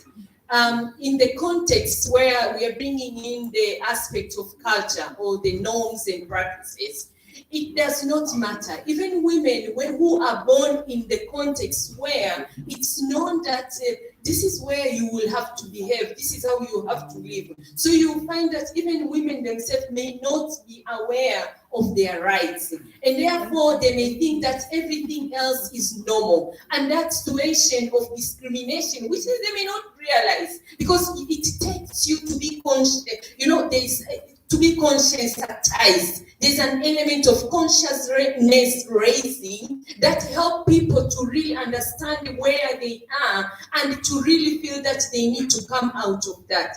So women themselves, without knowing where they are, we may find that they are actually contributing to the marginalization. They are actually contributing to perpetuating. For instance, if you talk about underage marriage or early marriages, many a times you may see that women are actually celebrating. I'm talking about the context of South Sudan. I don't know about other African countries, but I do read literature. I know other countries are also experiencing the same thing. The mothers, once they see that their children have reached the age of puberty, if I can talk about that, immediately they will be very happy, saying that the flower is ripe, my seed. And suddenly they start realizing that very soon people may come and knock in and they want to marry their girls. So some of them will be happy because they were born and found themselves married at that tender age. And many a times you find that they wouldn't want their girls or their daughter to be pregnanted before they are married legally or in a formal way where the dowry and everything can be paid. And because of that, you find that they are also seconding or supporting the aspect of their children being married early. And they wouldn't know that, by pushing their children going to that, they are actually undercutting their progress in terms of education, but also in terms of their future undertaking. Because you can imagine if they had gone on to finish the uni and eventually get a job, they will be able to come back and get get their husband, support the family, and also contribute towards economic development, and also climb the ladder to become those leaders and even get into public institution or public administration where meritocracy is a requirement.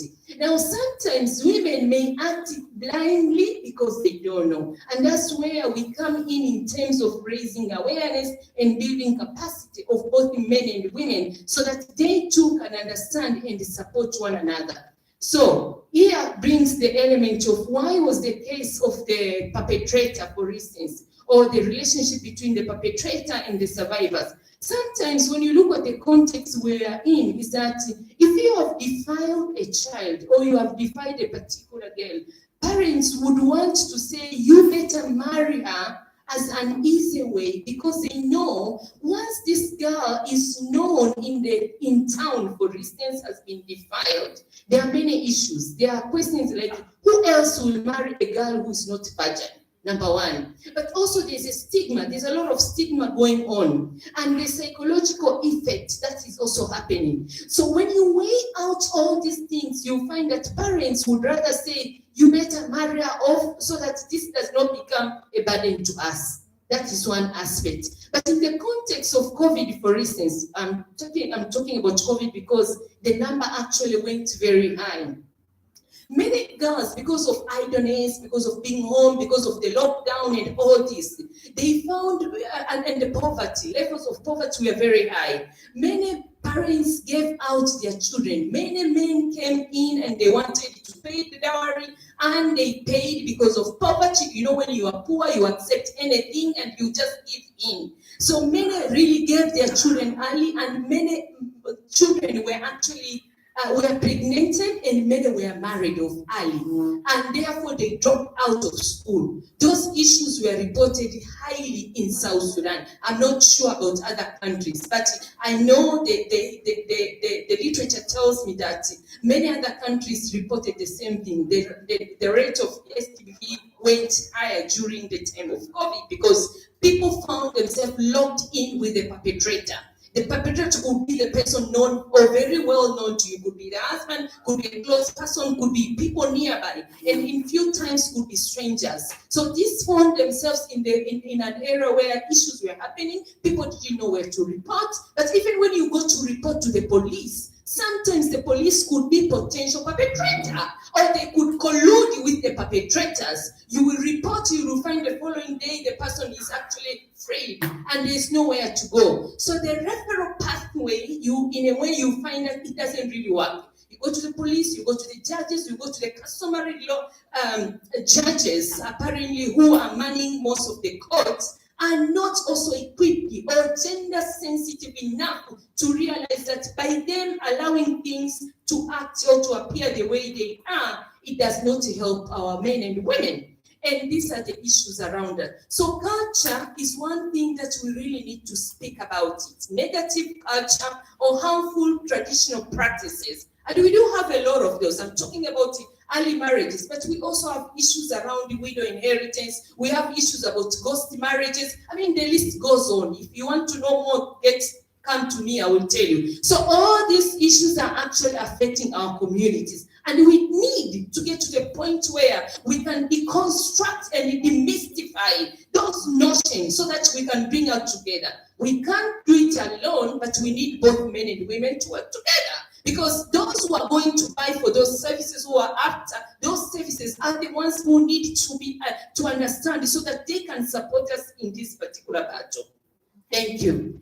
So next round of questions quickly. I'm told our time is almost done, right? Yes, Moses, welcome. Thank you so much. One reflection. Yes, our society is patriarchal. It's a patriarchal society, particularly in Africa. It's patriarchal. But let us remember that patriarchy is a system. It's not about men. You see, there are many women who support patriarchal system as much as men do. That is the reality. So when we talk about patriarchy, let us keep that in mind. It is a system. There are many women that are supporting that system, knowingly or unknowingly. So my question is, sometimes in communities, when we discuss issues of gender, yes, the emphasis is more on women, but sometimes it really does not recognize men are put in one box. Okay? Men are put all in one box. And no consideration is given or no recognition is given to even some men who fight for the rights of women and gender equality. Okay? Now that brings a question. For example, many of us, even here in this room, we support gender equality, the notion of gender equality. Okay? Now, if that is the thinking, why should I campaign for or fight for gender equality where I am also a target? Yes, I want to respond to that. So it's like, Please let me respond to that. dilemma. So I'm just trying to bring this in because normally it Let me comes respond. that kind of sense comes in over and over again. Okay. Thank you so much. Thank you. Short questions, please. Okay. Him and then I'll come to Prof. Right? In the first round, I think I've seen you. All right. Well, it's just a very short Question. Very Yeah. short. I wish to know where is there a man to join this team? Was there a Where is the man? man? Where is there a man to join this team? Because we only have 3 minutes. You can join us. Okay, next. That's your question. Well, it's just a spark up, baby. I think you can actually talk with it. We're gonna respond to that. Oh, we can respond to that.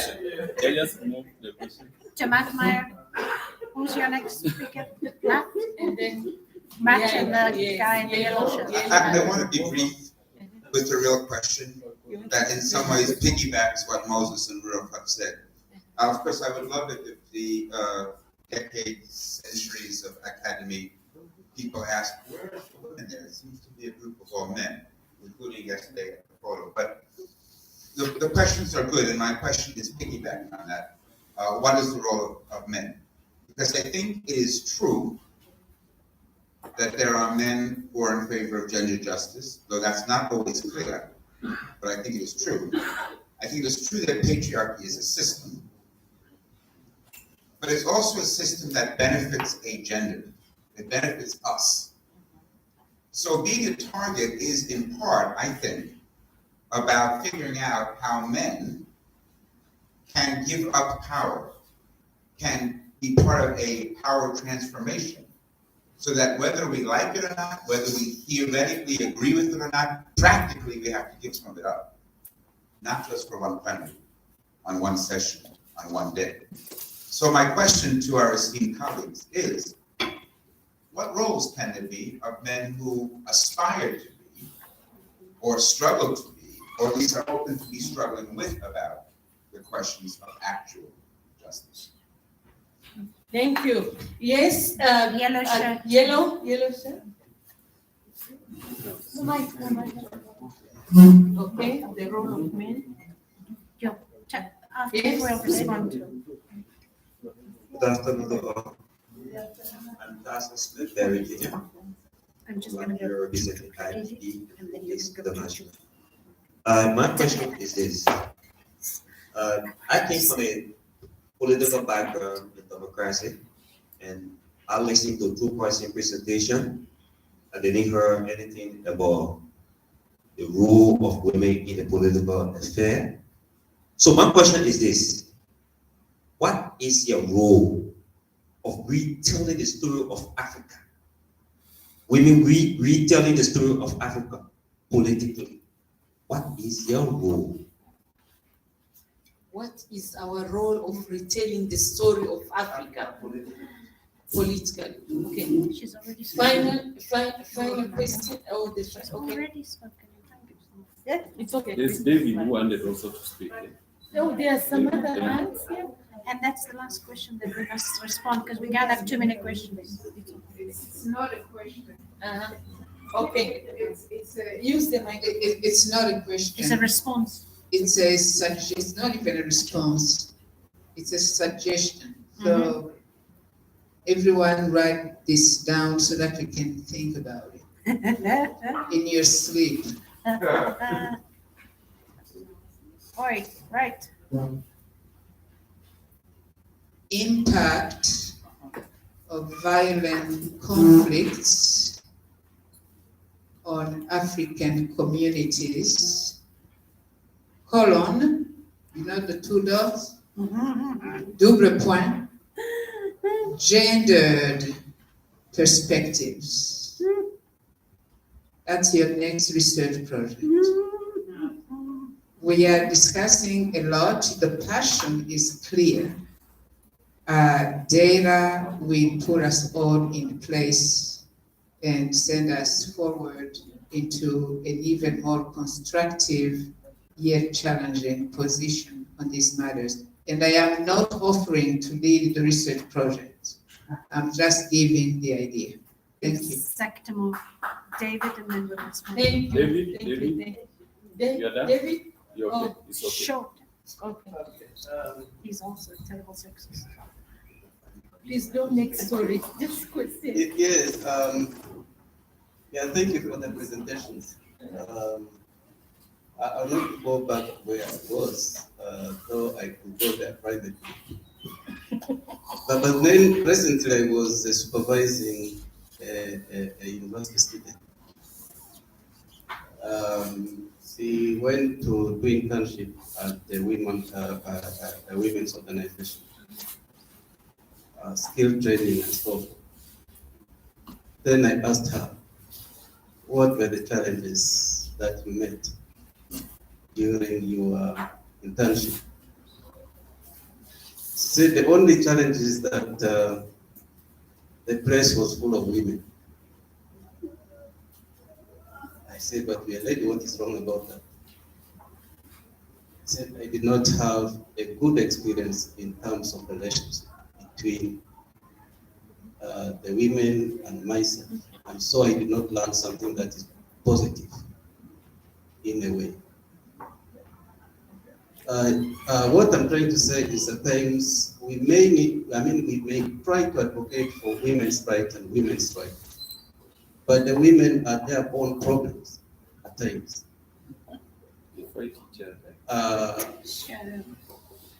Bickering, fighting, and so forth. At times it frustrates. Thanks, we got it. Others. Thanks, David. Shall we respond? Yes. I'll go first, and then you can mop up. Yeah. Okay, so we'll just follow the sequence. We are very grateful to you for your questions and your comments, and we're especially grateful to LV for the exercise, but I didn't see many young people write down the question. Oh. Impact of violent conflicts on African communities, double dot, is that a colon? Gendered perspectives. Okay. So I want to first start by saying peace, working, living is about compassion. And I have compassion for each and every one of us, everyone in the room of all kinds and all sorts. And this compassion has taken decades to learn since the 1990s, as we were healing from apartheid. So even as some of the questions are like guts punches.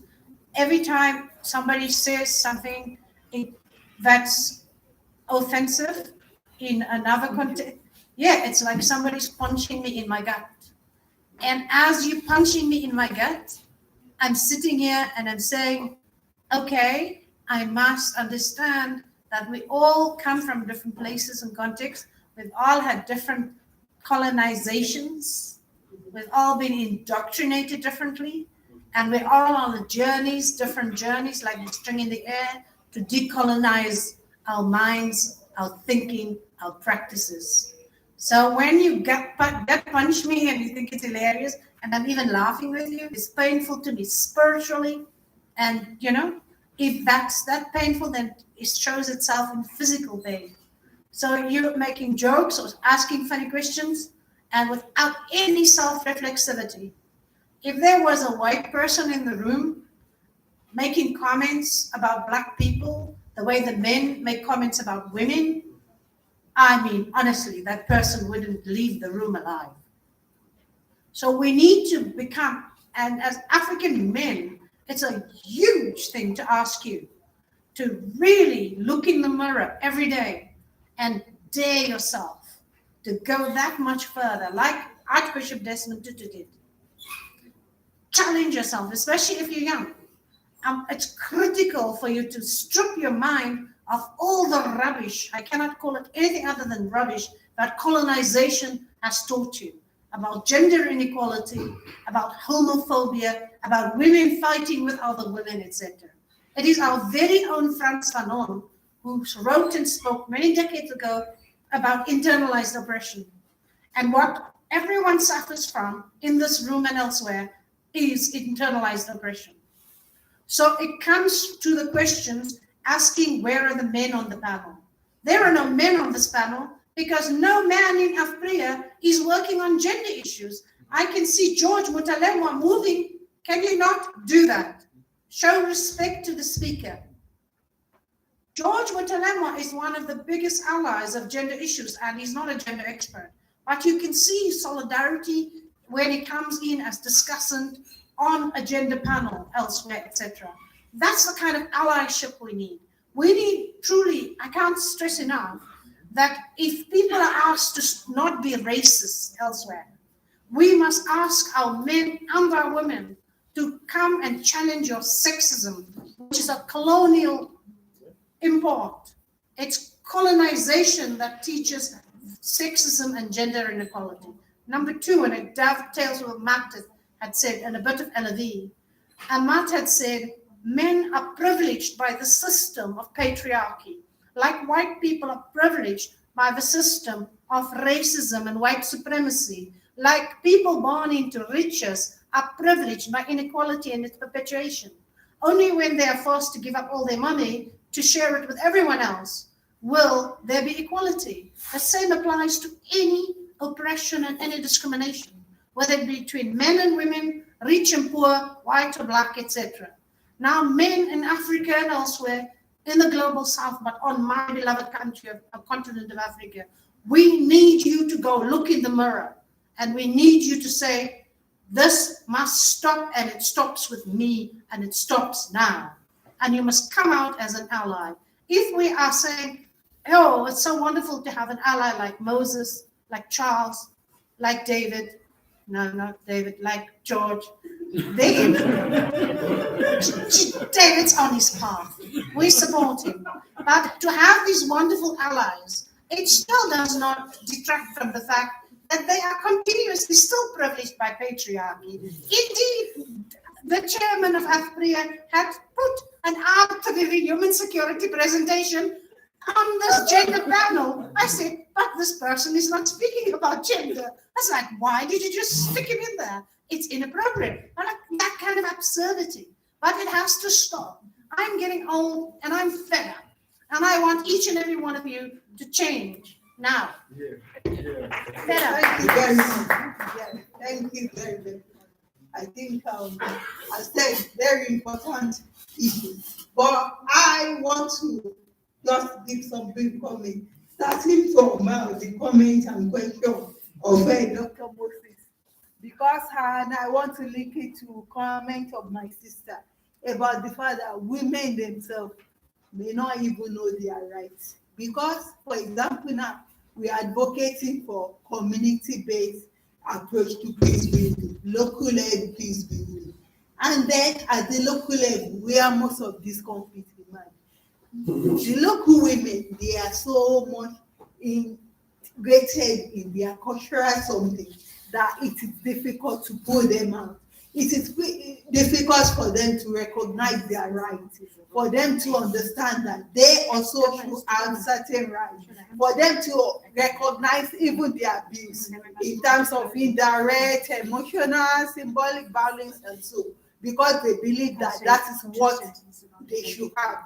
They believe that that culture in which women are subordinated, women have limited right, non-right, and so it's what is their due. So it's a big challenge. And what the implication is that even when educated, enlightened women are fighting for women's rights, these women, do they recognize that they are really fighting for them? Do they see them as friends who are helping towards to facilitate their empowerment, to facilitate that their rights are protected? Or they are seeing that them as aggressors, people who want to take them away from their family because they consider the implication of fighting for their rights in a context in which they are so much, so much subsumed in their familiar life, and they see that that's the best way of life. And like Dr. Moses said, that even men fighting for women's rights, they are not recognized. So as such, why will people fight for women in a male-dominated world? Because this culture suit them, and it suits their purpose to continue to what? Exploit women. When they are even exploiting fellow men, it is survival of those who can actually, so it's a big problem. And it also raises the question, that's why there is a disconnect between these women at the grassroots level and enlightened women who are fighting for their emancipation. So the problem is not as simple as what we are portraying. We must understand the deep-seated gaps and challenge in what? Fighting for women's rights and emancipation. And at the same time, he raised the issue that that women are also their own problem. For example, now he was talking about women and leadership. It goes beyond quota. Even the reality, I've seen some cases where some women raise question that are women even supporting fellow women? And this issue is also linked to what we discussed here about the disconnect. When women are deeply ingrained in their cultural attributes, they want to protect their family, and a family system in which the husband is the head and women are subordinated is so difficult because they look at the consequence. Should I protect my home? Because protect my family, protect my, or do I accept gender emancipation? Can I really have equal rights with men? And I think when we are talking about gender equality, we need to also see how it can fit well into African reality. We cannot displace our culture. But at the same time, equal rights for women, where and at what level? Because at the family level, it's difficult to advocate for equal rights for women because then there cannot be two masters in the house. But then at the public sphere, we have to understand that when women too are in power, they have socio-economic position. At that level, women too have equal rights. I will tell my people at my home, I cannot say I will be the head because I will know that in the family setting, based on culture and everything, the husband is the head. But when I leave my home, I am at my workplace, at my profession. I am no longer just, my identity there is not just a woman, it's not a wife, it's a my identity there is what? Based on my career, my profession as a researcher, as a scholar, and I don't see myself again as a woman that is subordinated. I see myself the same way I view my fellow colleagues. So we must understand, we must contextualize this to suit various content, various social reality and position, so that there will not be a kind of controversy about what we really understand by gender. And when you say that women are their own worst enemy, Mr. Dr. David, we are my enemy. Because we need to put it when we clearly understand the fact that when we advocate for gender equality, we are not saying at the home front, we are equal to men. We are talking at the social level. In your workplace, give us equal right to. Let us also, don't see us there as wife at home. Because in the context you are working, you have male junior colleagues, and they are telling you that I have someone like you as a wife at home. I'm telling you, that is in your house. In this workplace, I am your what? I'm your boss, and you must listen to my authority and abide by my instruction. For what? Effective work ethic. So we must contextualize all these issues so that there will not be controversy. Thank you very much. I just want to say one thing. What can men do for us, with us? Be our allies and support our struggle. As Moses has said, I'm an ally to the struggle for gender equality. So please come, be our allies and stop being foolish. And that young man there, continuously being disrespectful by showing the cutted sign, is extremely inappropriate. I would like the organizers of the conference to please speak with him about that. That is not respectful. That is extremely rude. Now, on that happy note, I look forward to all the beautiful allies like Dr. George, and we want to thank you for a wonderful session. We look forward to doing more. It must close now. Right. I think As we close, maybe just a few strategies. How do we?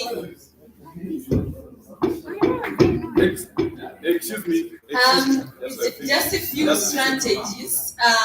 When it comes to what is the role of men and what is it that we can do?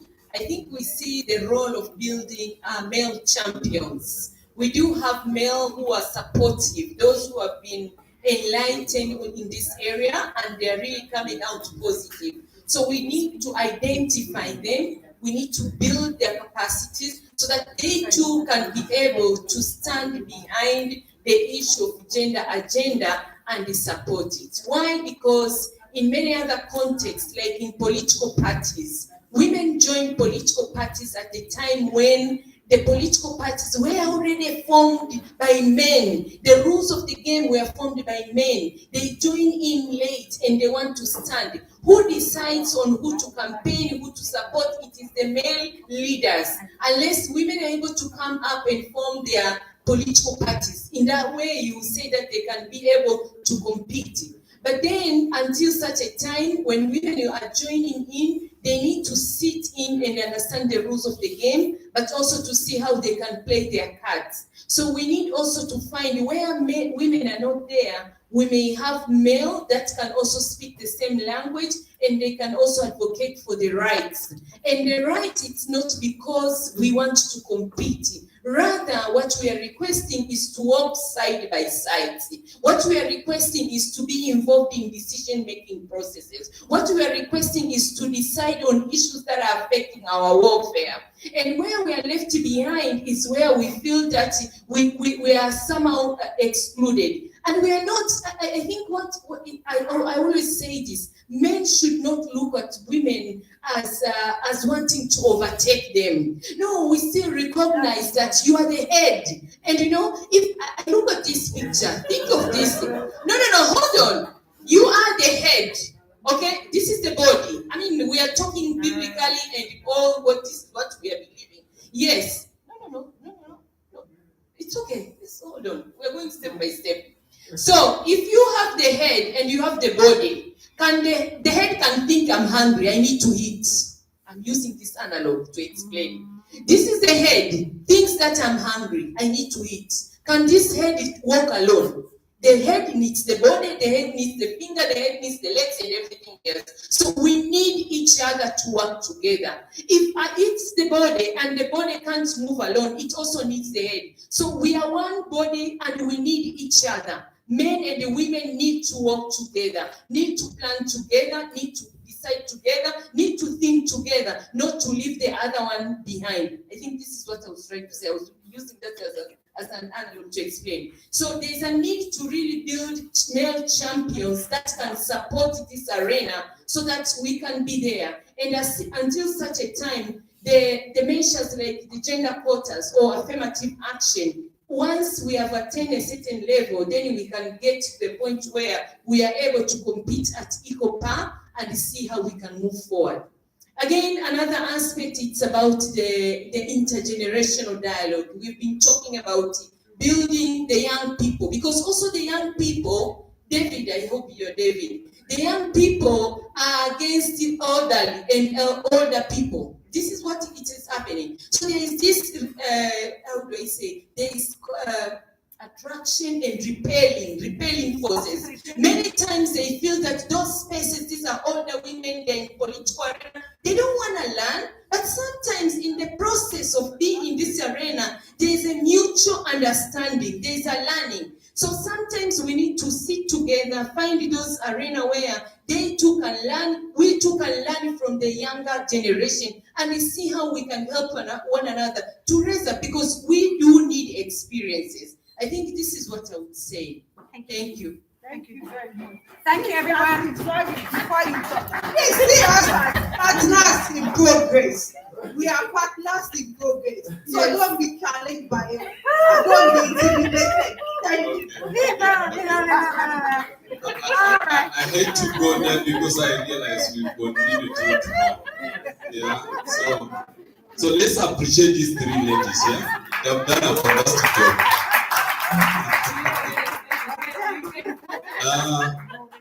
there was an unfair question that was asked. Yeah? I need to answer that one.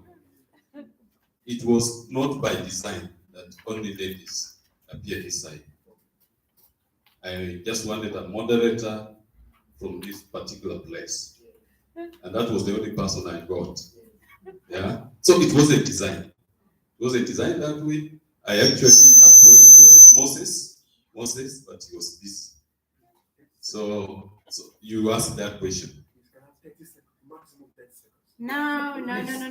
It's finished now. It's finished. No, it's okay. So we finished. Yeah? I was just responding because it was my question. Yeah.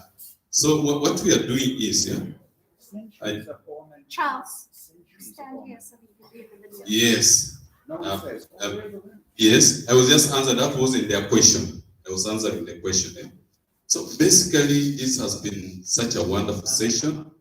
And the end of the matter, what they are saying is they need to look in the men to be champions. That's what I got, yeah? So basically, those who are not convinced before, they were referring to David. David, you can jump this side, yeah? And join us, yeah? And actually be a champion for the ladies' issues. I just want to mention one thing as we finish. My ladies, you can take your seats. Thank you very much. Another round of applause for them. Thank you, my love. It's wonderful working with you always.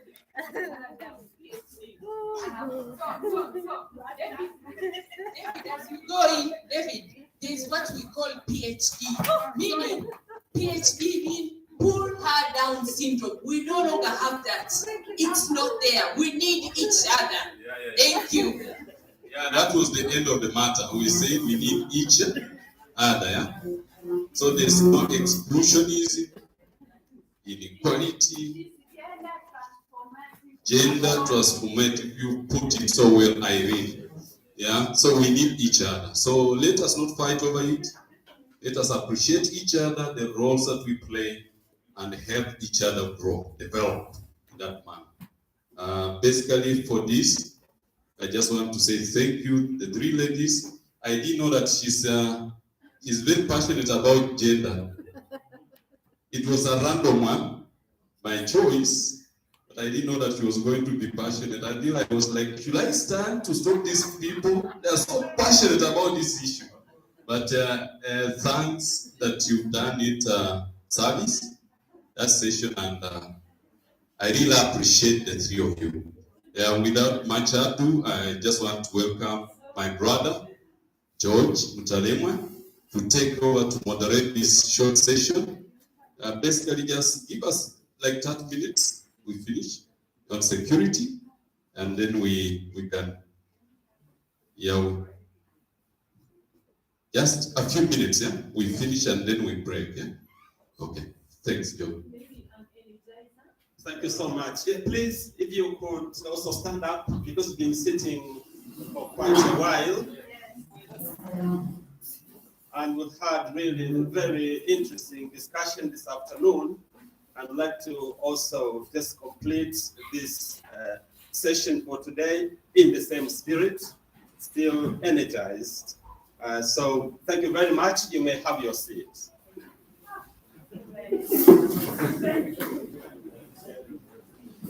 So today we have an important topic in front of us for discussion, which is peace and security countries in Africa, implication for intra and inter-African relations. So now we are moving into international relations here, because peace and security. And our speaker is Dr. David Andrew Momona from Uganda Catholic University, who is also a dean of faculty. And so he has less than 30 minutes, and I'd like to make sure that we are really time conscious, and then we'll have questions at the end. So thank you very much, and David, you're welcome.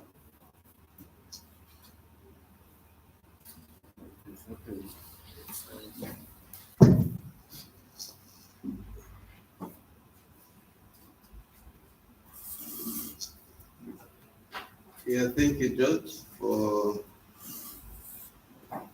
your kind introductions.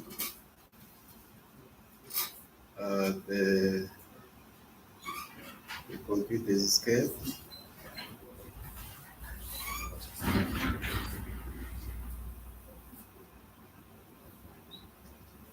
Yeah, I'm talking about, in a way, peace dilemmas, peace and security dilemmas in Africa, and how it plays out in intra and inter-African relations. For quite a long time, Africa has been known as a continent where nothing good can come. And when talking about peace and security, what comes to mind in the theoretical sphere is two traditions of idealism and realism.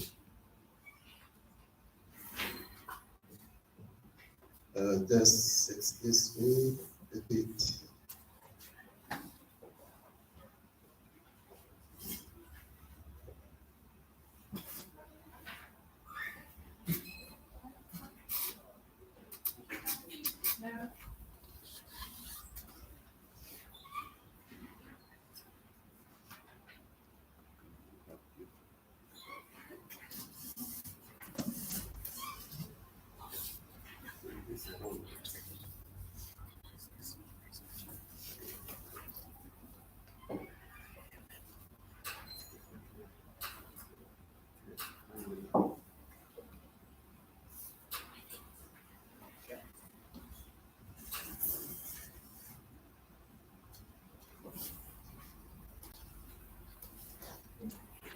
Yeah, we are going to look briefly at the introduction, then peace and security in Africa, historical overview, the challenges of elusive peace and security on intra and inter-African relations, and then what has been so far done. As I say, when you talk about peace and security, that which comes in mind in the discourse is the idealist position and or the realist analysis of peace. Idealists tend to believe that human beings are peaceful in nature, and when there's peace, of course, there will be security. And if the security is there, peace is there, everyone will be fine. And yet, a realist may think that can only be possible if you have someone with power who has a control system and beats the nonsense out of people, and then keeps this power so as to ensure peace and security. As Africans, we know that over the years, Africa has not seen real peace and security. There have been some relative peace in the negative sense of peace, not positive peace. And security in its totality, in its typology, is still a challenge also to achieve in Africa. Because violent conflicts still define Africa, and whenever there's conflict, you can't get a sense of peace. And therefore people will not be secure, people will be insecure in terms of health, in terms of food, in terms of economy, in terms of even environmental degradation or destruction will all occur in a confusion of conflict. In recent years, in many parts of Africa, there are seemingly positive happenings, but then a lot of acrimonious relations punctuate these experiences. The other time, the Northern African chaos, seeing one country after another, from Egypt to Tunisia, running into chaos. And Libya had the worst experience. People thought Gaddafi was the problem, but now after Gaddafi, the problem that came up is even more terrible than the time when Gaddafi was there. And the Maghreb region is having a lot of challenges currently. Mali is not in peace, Nigeria, some skirmishes, and the other time, other parts of West Africa, this time Nigeria is in chaos. The Fulani extension, and one time I was reading that they want to declare Nigeria a Fulani nation, where the Fulanis from the other neighboring countries all converge in Nigeria and push the other people out of the country, because that is their cradle land. And of course, you come to the south, the southern part, you have the Igbo who are trying to agitate for the Biafra nation. Then the Yorubas are also trying to come up with the agenda of seceding from the country. Our friend from Cameroon, Amazonia, the experiences of the people there is not healthy. Our friends from DRC has seen a lot and is now seeing a lot. Forces go there to bombard in the guise of going to secure peace and co-security, but they become the sources of insecurity and non-peacefulness. And so when you look at the African continent, you can't point anywhere where you have not seen confusion over the years. South Sudan, we celebrate it as the youngest nation in Africa, but the amount of confusion here is so confusing and very confusing. And therefore, these and others have not given Africans in Africa to relate as brothers and sisters. And even the relationship between Africa and the rest of the world is not positive. Because when an African is in chaos, thinking about refugees, the other time I was in Italy, and you see an African, you just see somebody moving all over the road, a drunkard, doing odd jobs. And then the view or the outlook of others about every African is put in that context. You are not taken so seriously, and therefore the thinking is that nothing good can come out of Africa. Yet we keep on meeting in safe spaces like this. We talk big. And then out there, nothing positive seems to be happening. And within Africa, you cannot move from one African country and go to the other and keep in peace. You are looked at still as the other. Why has this one come here? The other time I was in South Africa, somebody in Cape Town told me, go back to your country. And they say, this one comes from Africa, but for us, we are South Africans. I said, leave this nonsense. Since when are you not an African? But just because they are down, say for us, we're in South Africa, the others are in Africa. And when they're introducing you, say, come and see people coming from Africa. Which Africanness do we exude when we talk about Africa? And of course, I told you my experience the other day when I arrived in Juba at the airport. East African community requires me not to pay for visa, but they extorted $50 from me that I did not inform them that I'm coming here. What kind of nonsense in Africa? People go to the African Union and talk big, free trade, free passage, and so forth. But implementation of such big statements has not been followed. Now, if we cannot relate as Africans in Africa, how can we relate with people beyond Africa? And make people think that we are also a people who can sit together, talk, and whatever we discuss matter.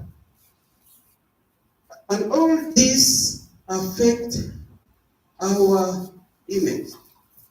The challenges this brings is that no peace or elusive peace in Africa sees no positive peace realized. And since no positive peace has been realized at any one time in Africa, everyone lives in a situation where everyone cannot live in safety. Wherever you go, you fear. You can't move freely in Africa. Like when I go to South Africa, I run very fast away from Johannesburg to Pretoria if I want to feel a bit of safety. And if I'm in Cape Town, I don't relate with my fellow blacks. I'll be safer among the whites than my fellow blacks, because you can easily be identified as the other. And when you are identified as the other, you know the repercussion that will come thereafter.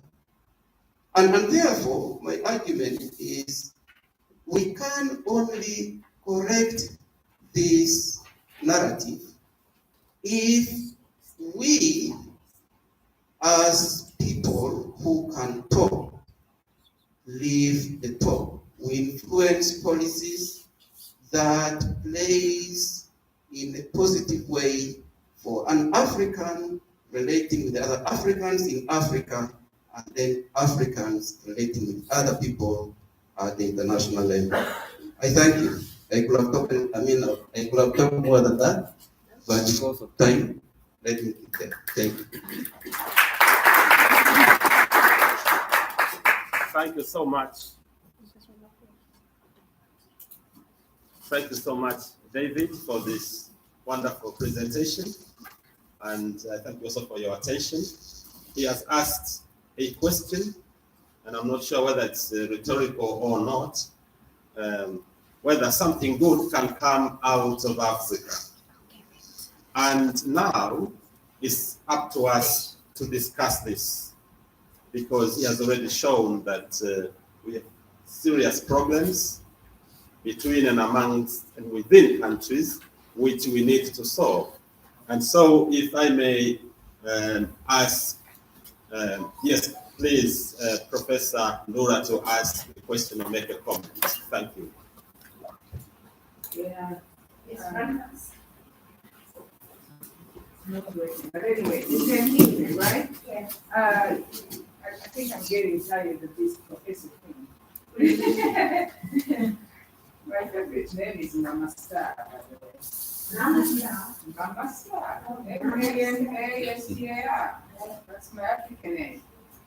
So that makes me smile. Okay? So, Brother David, challenges of elusive peace and security in Africa, whether it's intra or inter. So if I were to focus my question on inter-African, meaning our local communities, how do you see women's experiences reflecting your vision for peace in your local community?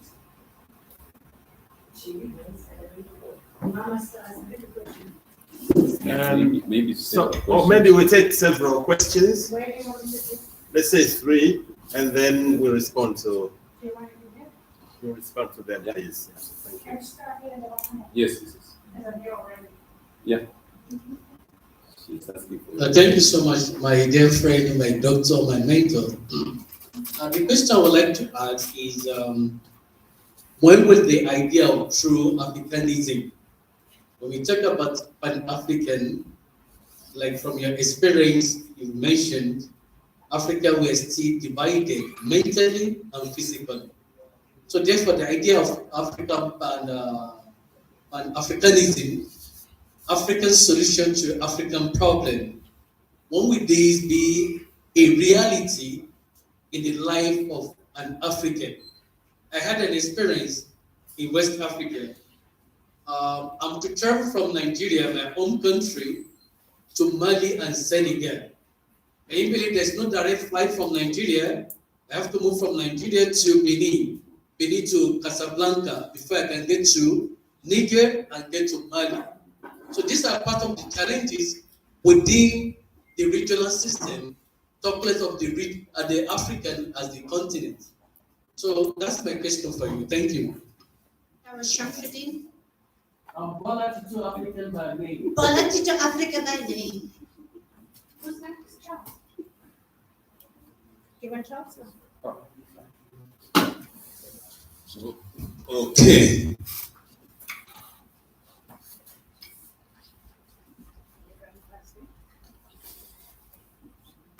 Okay. David. Yes. I think you've had the questions, but take over. Yeah, thank you for the questions. I say that it will have gone on and on and on. The first question has a response in the next slide that I did not go to because I know people were a bit tired. Women have tried to cause peace. In Uganda, when there was the LRA and the UPDF war, women took lead. Women went negotiating peace. The first person to initiate peace talk with the LRA, between the government of Uganda and the LRA, was a woman called Betty Bigombe. And thereafter, women created groups, peace groups, and others to the extent went and marched, because they say, if people die in this war, it is either our husbands or our children that are dying. And then men joined with them to agitate for peace. In the situation of Kenya, at one time there was a political confusion between the ruling class, and women declared sex strikes to bring men to order, as was, I think, at one time in Liberia. But the situation in Kenya became a bit complicated, because when married women declared sex strikes, the prostitutes say, we are here, you come. Don't stop, because we are here to serve you.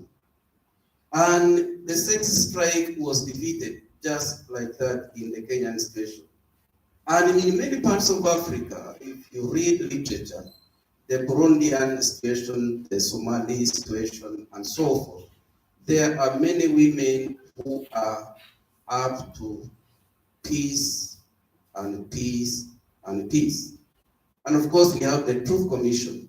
Uganda had two targeted Truth Commission that never realized anything positive. South Africa, Sierra Leone, Kenya, and so forth. And negotiations were done in order to bring peace and security. But some of these did not yield the intended result that have been tried. Pan-Africanism.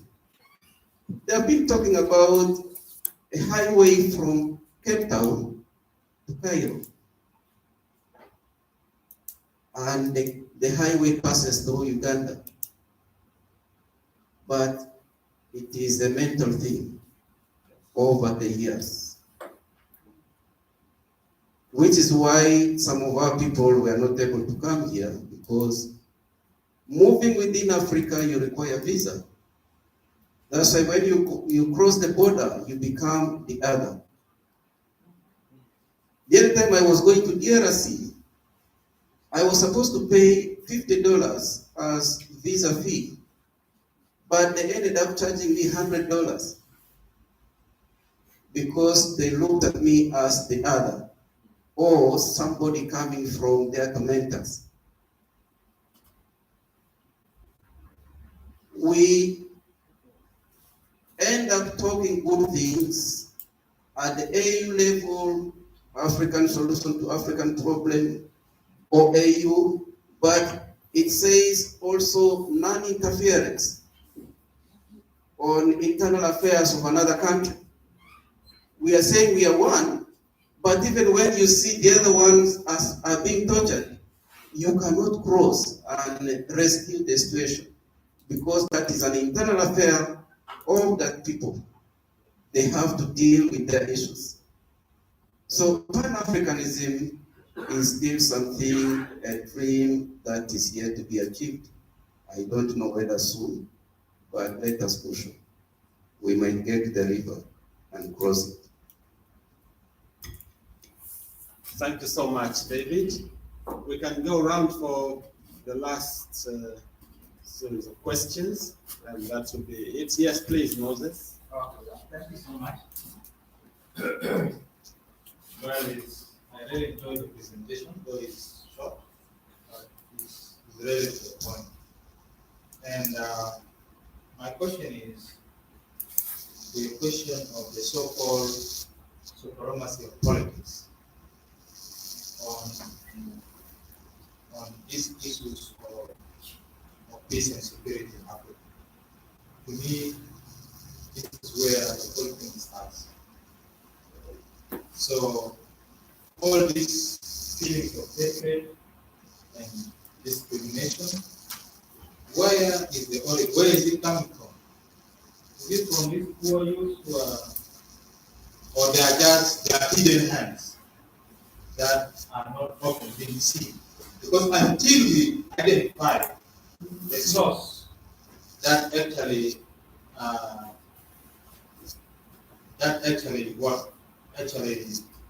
triggers or support this kind of feelings and discrimination among us, I think it will be a challenge. That's the question. Any other questions or comments? And then this might be the last one, though I would like to pose one, and probably that could be also answered by everybody, because we've had really a series of challenges, problems in Africa. Can we answer the question, can something good come from Africa? Actually, what something good comes from Africa? Maybe each one can write down one thing, one positive thing about Africa that we can share amongst ourselves, but also with the rest of the world.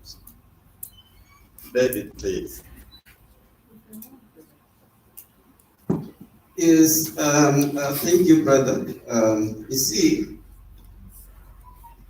conflict is business.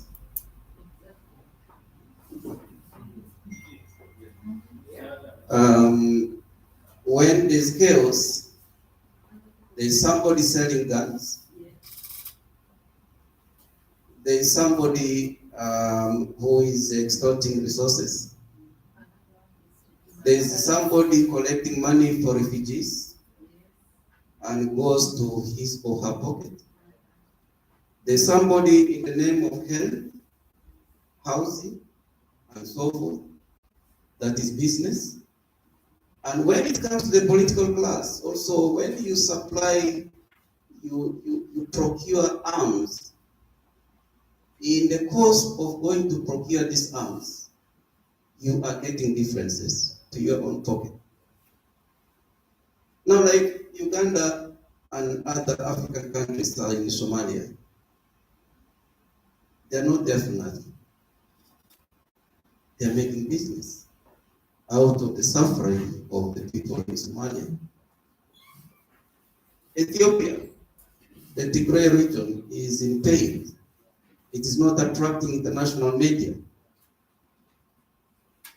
But war in Ukraine is the buzzword everywhere.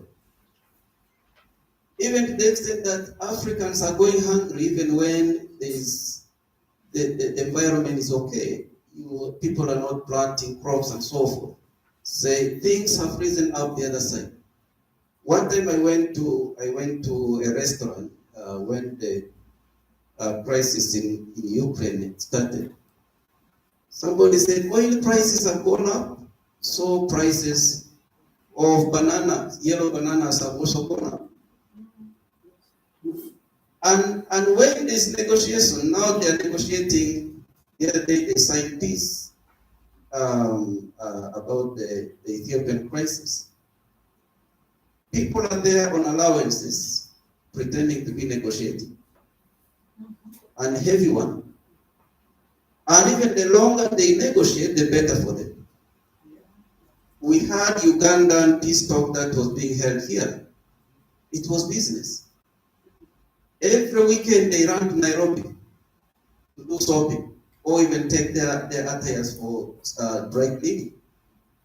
Then they come here, they quarrel among themselves, they extend the negotiation, because every day attracts money. I was in Ethiopia the other time when the South Sudanese went there. They were put in the same hotel. But during the day, they abuse each other. In the evening, they sit and drink together. The following day, in the conference room, they have each other's neck. But in the evening, they sit and drink together. So the longer it takes, the better. And so unless we go beyond this, the problem is at times we tend to talk when we are not there. But when we get there, we join the crowd. Say it is also our turn to eat. Let us prolong it. Unless we do something that is radical and different, we might continue to be in this vicious cycle of confusion in Africa. Thank you.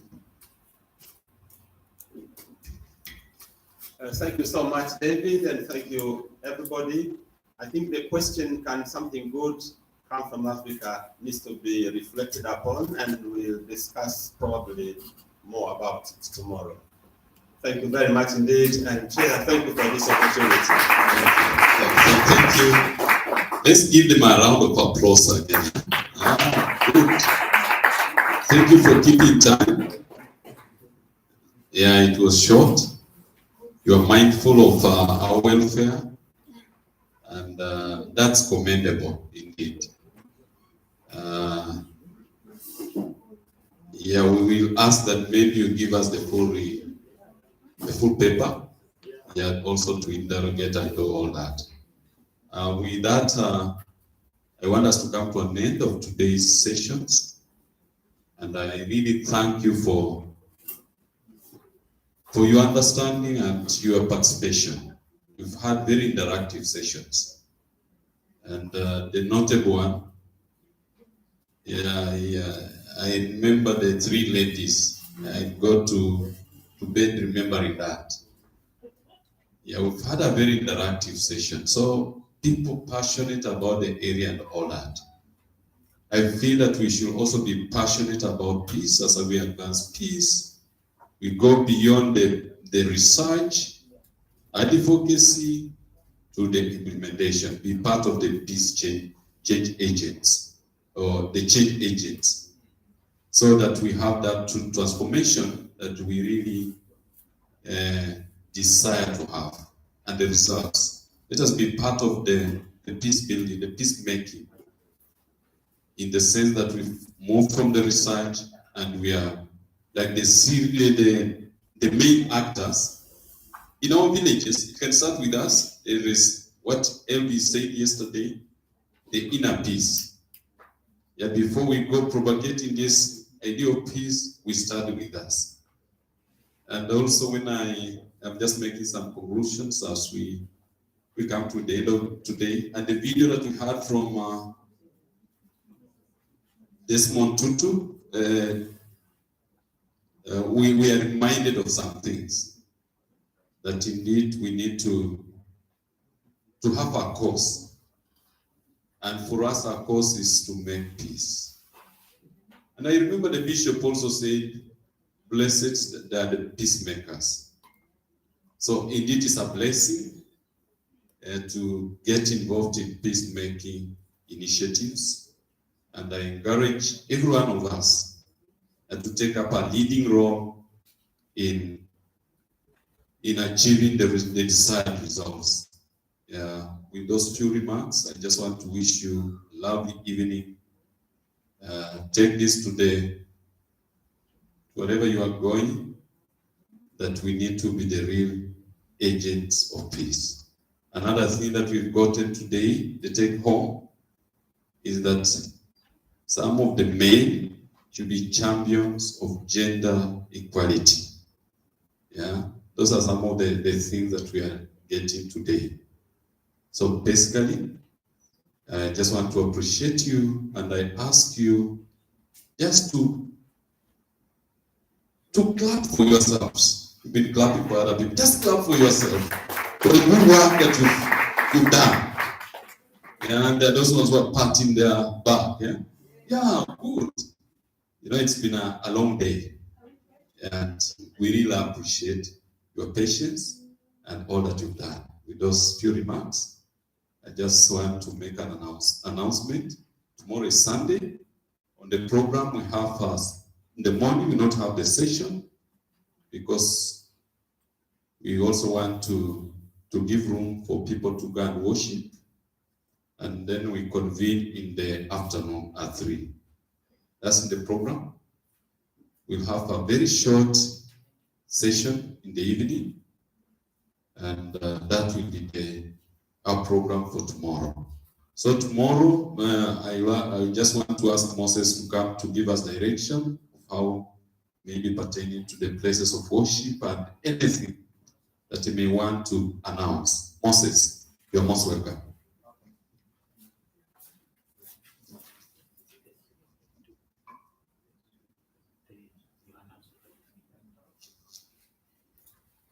Okay, for those going home, just see Michael, my colleague Michael. I don't know whether Michael is here. The participants who are going home, see Michael. If Michael is not there, just see James, and James will locate where Michael is. Okay? Yeah, so we are starting a 2 tomorrow, right? Yeah. Based on the program. Yeah, a 2. Okay, good. Thank you. I'm going to go to the man to make worship as well. Yes, that's fine. I won't take me. Somebody has taken me. Okay, thank you. I will give him that. They will come and worship at the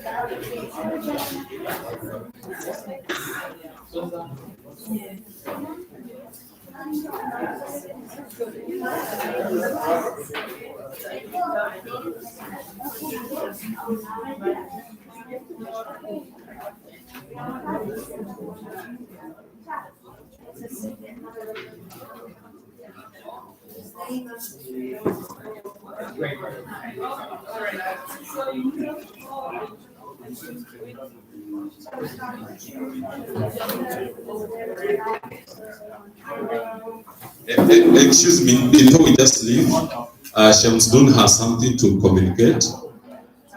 Yeah, he has something to communicate. Just 1 minute. Good evening, everyone. We are proposing the idea of having an AFPREA interaction between some of us who are known as AFPREA coordinators, executive council, and the new faces we are meeting here in Juba. So this will help us to have more interaction between ourselves to sustain AFPREA as an African organization for peace and research, and to go beyond the idea of peace research at a conference. For example, if I come down to Tanzania, I should know I'm Africa in Tanzania and not Nigeria in Tanzania. And this can be possible based on our big network connection within AFPREA. So therefore, we are proposing maybe tomorrow at the end of the section, we have an AFPREA interaction section whereby we get to know everyone that are here and where we can move AFPREA to after Juba. Thank you. Like dinner time. You're saying after the main section? After the main section, Yeah. like around 5 or 6 p.m. before our dinner. Thank you. Thank you for that. Nice to see you.